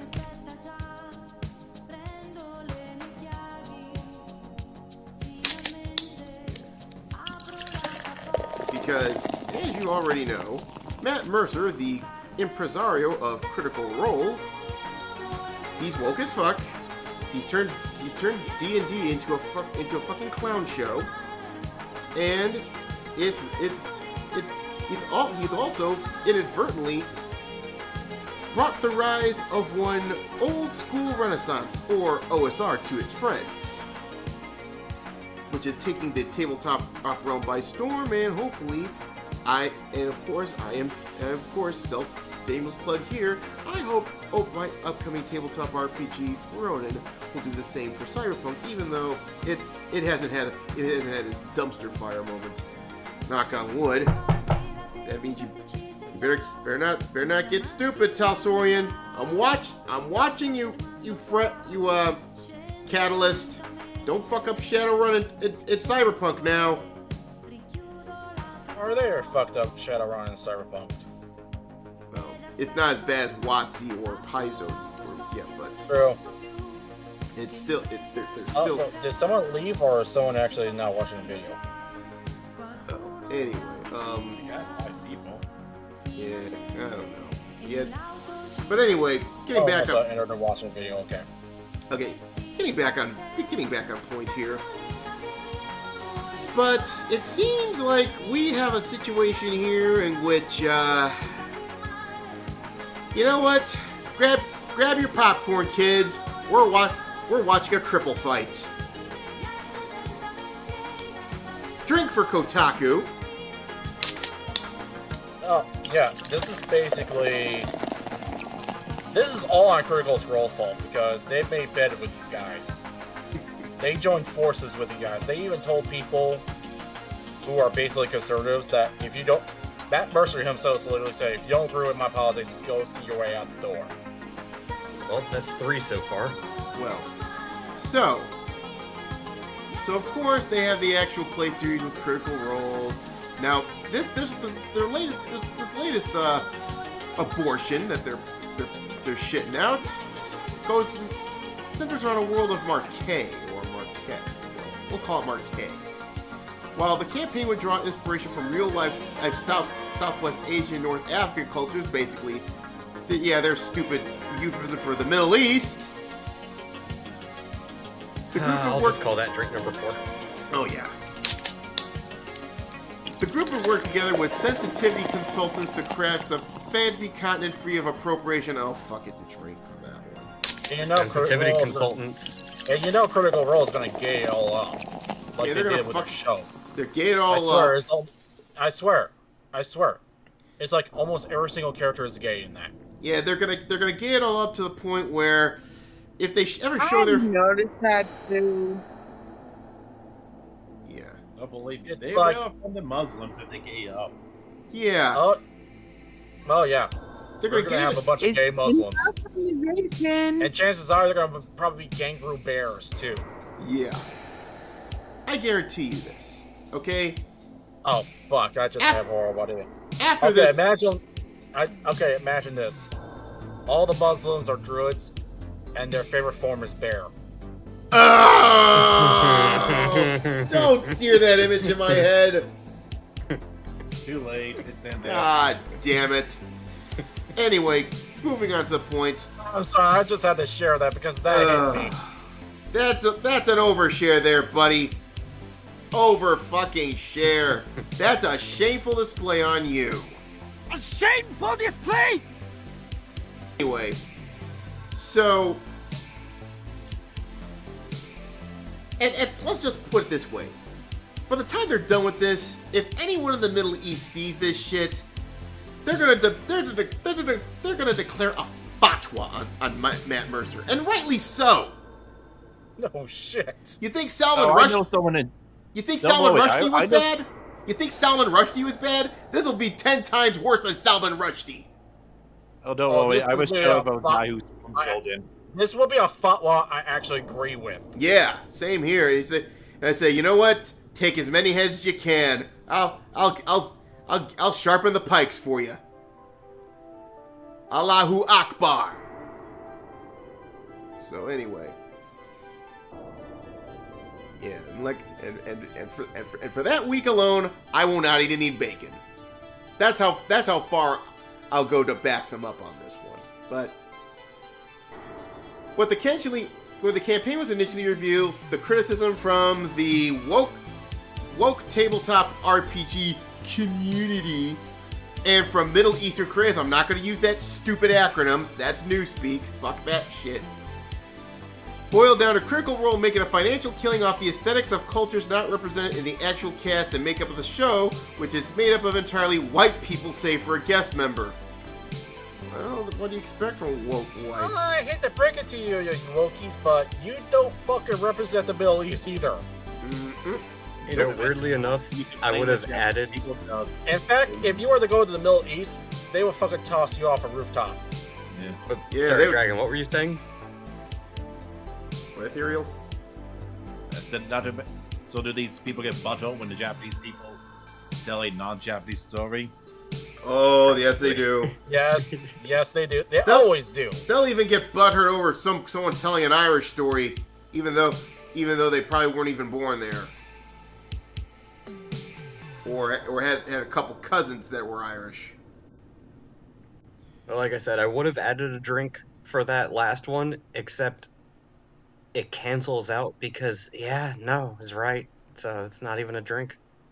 It's just a statement of fact. Yeah.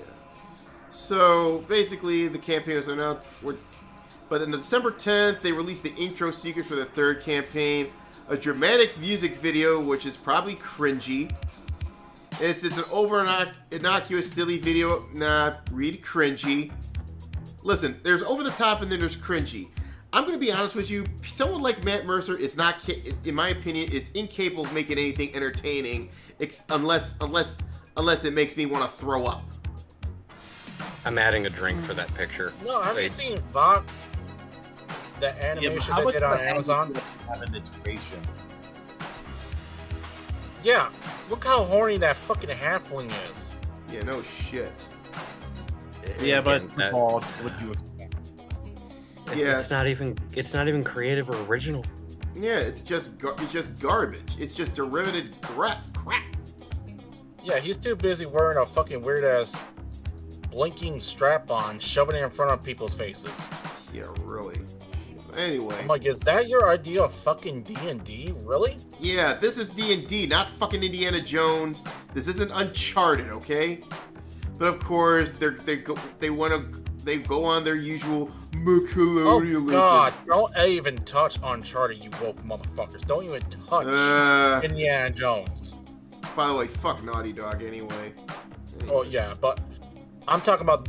Well, actually, they haven't really ruined Uncharted. They just gave up on it and moved on to The Last of Us. Yeah. But anyway, just look at this. That's a mercy. That's a mercy. Yeah, go ahead. Just look at this. Look at this. From the still alone. It's like, click it, I dare you. Look at this shit. You got. By the way, Aaron, you want to scroll? You know what? Let's count the soy faces. Oh, before you do that, because I am keeping count. Would you mind scrolling up just real quick? Because which one? See. There we go. That's good. Attire might seem inspired by French sister and charter moving into Jones. This one. But those changed colonialist stories for people of color. That's 5. So yes, these countries are functionally, or these costumes are functionally harmless as anything on a purely aesthetic level. That's fine. But they speak to a legacy of disregard and disrespect to colonized cultures, often robbed, literally, of the material heritage and ancestry by the outside explorer, who represents a larger power structure. That's 11 and 12. You know, some of these cultures would actually destroy their own ancestry, legacy, and history. Case in point, look at the Muslims doing in Iraq. Yeah, after they literally destroyed their own pottery. They literally destroyed their own ancient statues. There's literally two giant statues depicting Buddha, and they're fucking destroying, defacing it. Yeah. Let's continue. So yeah, I take those colonizers every day because at least those colonizers would actually try to preserve those things. Yeah. Aaron, if you don't mind, I actually kind of want to read this one because this is just wonderful. Okay, go ahead, real quick. The desire to protect and preserve history in a museum is an admirable one. Don't disagree. Yeah. But even the most heroic and selfless of the fictional explorers in these classic tales is still stealing from the peoples indigenous to the foreign lands they explore. That's at 14 now. Oh. Removing these artifacts from their homeland to be displayed elsewhere also suggests that the people of these cultures are incapable of being responsible for the preservation of their own history. That's 15. Let me interject here. That is shit. Yeah. Hey, I have something to say. Go for it. I recently saw something about history, and I think it was a meme or something, but it said, "History is history. Do not try to change it just because you don't like it. If you don't like it, then it's good, because then you want to repeat it." That's those who don't learn from history are doomed to repeat right it. there. 100% correct. Yeah. Last sentence. The consequences of these narratives, both real and fictional. Take a drink for fictional. So that's 16. Persist to this day, with many museums in the Western world boasting catalogs of artifacts acquired through colonialist means. I'm not gonna actually mark that one as a drink because it's actually true. I mean, you can be upset about it, but it's true. But I got a question to ask these wokies. Would it make you feel better if they were smashed to bits? don't ask them that question. Yeah, they've done that shit in history before, but they would smash shit up. Yeah, but let's take a gander at this shit. As I said, Oh, if God. it pisses you off, then it's a good thing because you won't want to repeat it. Why are they getting upset about what has happened in history? They're wokies, because Justine. it's true. There's no logic or reason to them. It's best not to ponder why and just remember all the good thing the colonizers actually did to the people that actually live in those countries. Yeah. Anyway, but just take a look at this picture. You know what? Let's count the soy faces. And by the way, shame on you for using the Law and Order font. Fucking this is where it's gonna get painful. So for every soy face, that's gonna be an additional 1 drink added on. Okay, here you go. Tally. All right, you're ready. Here you go. 1, 16, 2, 17, 3, 18, and 4. Yeah, it doesn't look like a soy face, but you know what? Still, it's he's got purple hair, so you know what? I'm counting it. That's 19. Oh God, your poor liver. Here we go. Yeah. And then they talk about fucking Orientalism. Oh God. Oh, do you want to read it or do you want me to? Nah, we're starting to run out of time here. So, but I just want to do the Cliff Notes version here because apparently they go talk about and bitch about Orientalism again, and because these idiots, it's apparently don't have any. They think no one can appreciate culture. They can just appropriate it and use it for, well, that's the whole point. And you know what? I don't think the Japanese gives a fuck. But you know why they're bitching? What? I mean, let's just cut down to it. You know why they're fucking bitching at Critical Role? Because Critical Role is making fucking bank and they're not getting their cut. Yeah, it's basically, where's my cut? They're like, they think, like they said, they think they're the goddamn mob. Oh boy, hold on. This is something fun. I really want to touch on this. And I'll keep it brief. Yes. With the West wielding imperial power over the Orient, they're subsequently able to categorize and define portrayals of the Orient in whichever way they please, even if they aren't aware they're doing it. Do you need me to explain to you the history of the Opium Wars and also Japanese imperialism post late 1800s, where Japan openly embraced Western culture and its ideas of imperialism, which Japan was already engaged with, as well as China, because we had better weapons and technology, which they very desperately wanted to engage in their own versions of conquest, colonialism, and imperialism. Take your China. Look, yeah, I mean, take your virtue signaling. Yeah, take your virtuous signaling Western European as evil crap and shove it. You know what? I'm not going to waste any more time on this shit here because more soy faces. Yeah, more soy faces. You know what? I'm not going to waste any more time on this because the bottom line here is this. You know, Matt Mercer, you know, oh, how little the deal you've made. You try to make a deal with the wokies. You try to kiss up. You try to dumb down on D&D so every they them can quote unquote play. I mean, part of the reason 5E's a dumpster fire turned into a damn Seattle simulator is because, I mean, the only Seattle simulator that would make sense is Shadowrun. Okay, that's a cool Seattle simulator. Okay, but the problem here now is you've broken all the toys, and now you're and now the mob wants to break you. Well, to be fair, there is a positive and negative to end on. And then I'll tell you how many drinks you got. The way the show is filmed and presented works incredibly well, inviting audiences to feel like they have a seat at the table with these old friends while they play a game. Good. I 100% friends, I use in that. quote marks. But that is followed up by, these are extremely wealthy people. Exactly. You're just a bunch. By the way, that's they 27. want their fucking cut. By the way, that's 20. Oh God, there's more. God, that's why I've given up. That's why I've given up there, because These people are just so disingenuous, but there's only one silver line to this. You've made all the OSR guys insanely profitable, and you're gonna make me insanely profitable too when I bring out my shit, and you'll basically make Snowman profitable when he releases his shit. So, Shogun, I said that was 27. I stand corrected with the last two sentences. Material wealth has material consequences. It is no longer just a group of friends. It was never just a game. And I say, and in response to that, I say, go fuck yourself, Kotaku.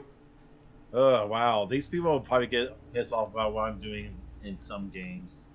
It was never just a game, guys. A black woman, a Chinese American, a killer that's based upon the Maorin. Dragon? Yeah. They can't even. Yeah. So you know what? Yeah, they thought it was half the shit I did. Probably.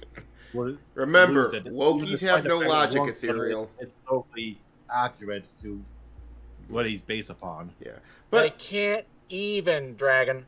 Yeah, they don't have the mental or emotional capacity to do so. But with that said, I'm going to close out by after all this article was just one gigantic leftist meme, in my opinion.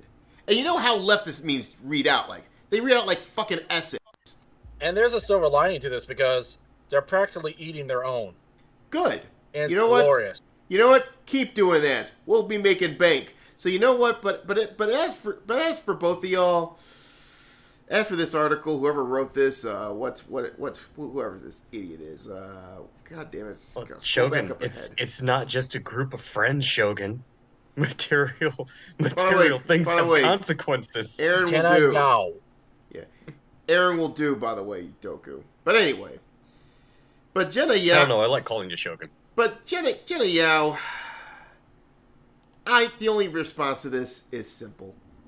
What you just said is one of the most insanely idiotic things I have ever heard.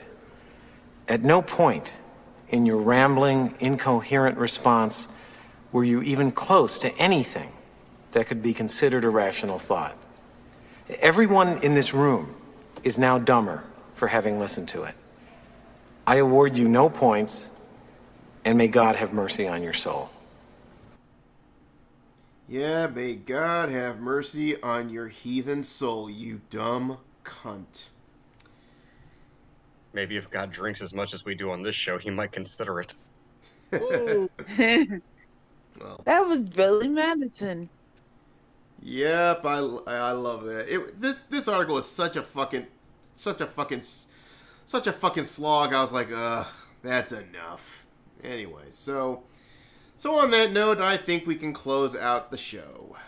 So, cheers. Well, try not to die from alcohol poisoning. Exactly. So tomorrow I'm gonna have a video. out. I don't know when I'm gonna record it. I don't know. Maybe in an hour. Who knows? Tomorrow morning. Who knows? Well, I could do it right now with you. Yeah. How about this? We'll record it now, and then I'll put it up there. I'll post it on there tomorrow afternoon. How about that? So tomorrow afternoon, folks, we will be doing a let's just say a watch along, a little brief watch along. Where we tackle, we look at the experience of Millionaire Matchmaker, which I don't fuck around with reality TV, but there is one reason I'm going to watch it. I paid $3 for this shit. Daniel Kibblesmith! Oh yes, you know who I'm talking about, Doku, right? I wish I didn't. Oh my word. We're gonna be taking the piss out of him. And unfortunately, I've decided you're gonna only find out it's gonna be a Nuke Tech exclusive because I got a feeling that Mama Susan will try to come after me for either copyright or can be gone. I'm gonna fucking fail on this motherfucker. Your gut feeling would be very strong with the Force, sir. Oh yeah. Saturday afternoon. We're gonna have a rare your afternoon stream I would do it in the evening, but I had work. But we're gonna have the John Madden '92 version of the Super Bowl with the Bears taking on the Chargers. And may I say, fuck you, Spanos. If I have the chance to join you, I will show up, but I can't guarantee anything. Although I swear, if you don't give me a heads up, if you want to talk about Amazon's Rings of Power, I will be quite disappointed. And then, and then Monday. I don't know what I told. No. Anyway, so then Monday once again, we have part 5 of Springtime for Helen. Early he posted probably early Tuesday morning, and we'll be recording because where we left off. Well, it became a shit show. Going into the upstairs loft when you had 4 European Union assassins. We got lucky. You guys got lucky offing 2 of them, but apparently the other 2, well, they had a hard time until they decided to go fuck this shit. I'm out, and unfortunately they have alerted some scumbags in the back. Who are these scumbags? Oh, we'll find out. We will find out next on Tuesday. Well, Monday actually, but you'll be watching this on Tuesday, and of course Thursday next week we will be setting up the tent once again, talking the glorious things in our culture and the cringiest things in culture. So with that said, thank you Doku, thank you Ethereal, thank you Justine, and thank you Snowman for all coming on to the tent this week. And cheers indeed. And I'd like to thank you all for those who are watching on stream or on the previous playback. And as always, if you enjoy this program, then I ask you to please like, subscribe, ring that bell. They'll leave a comment and follow. Tell your side chick, tell your mom, tell the guy that cuts your hair. Yeah, tell your pimp, because we're doing all sorts of fun shit here on this channel here. So here on the Mad Shogun channel and on Chainsaw Media channel, be sure you check out my Linktrees. So until we once again set up the tent, God bless you. Take care of yourself, and hey, it's a next door we're living in, so please be careful out there. And expurga factus delendus des. Mad Shogun out!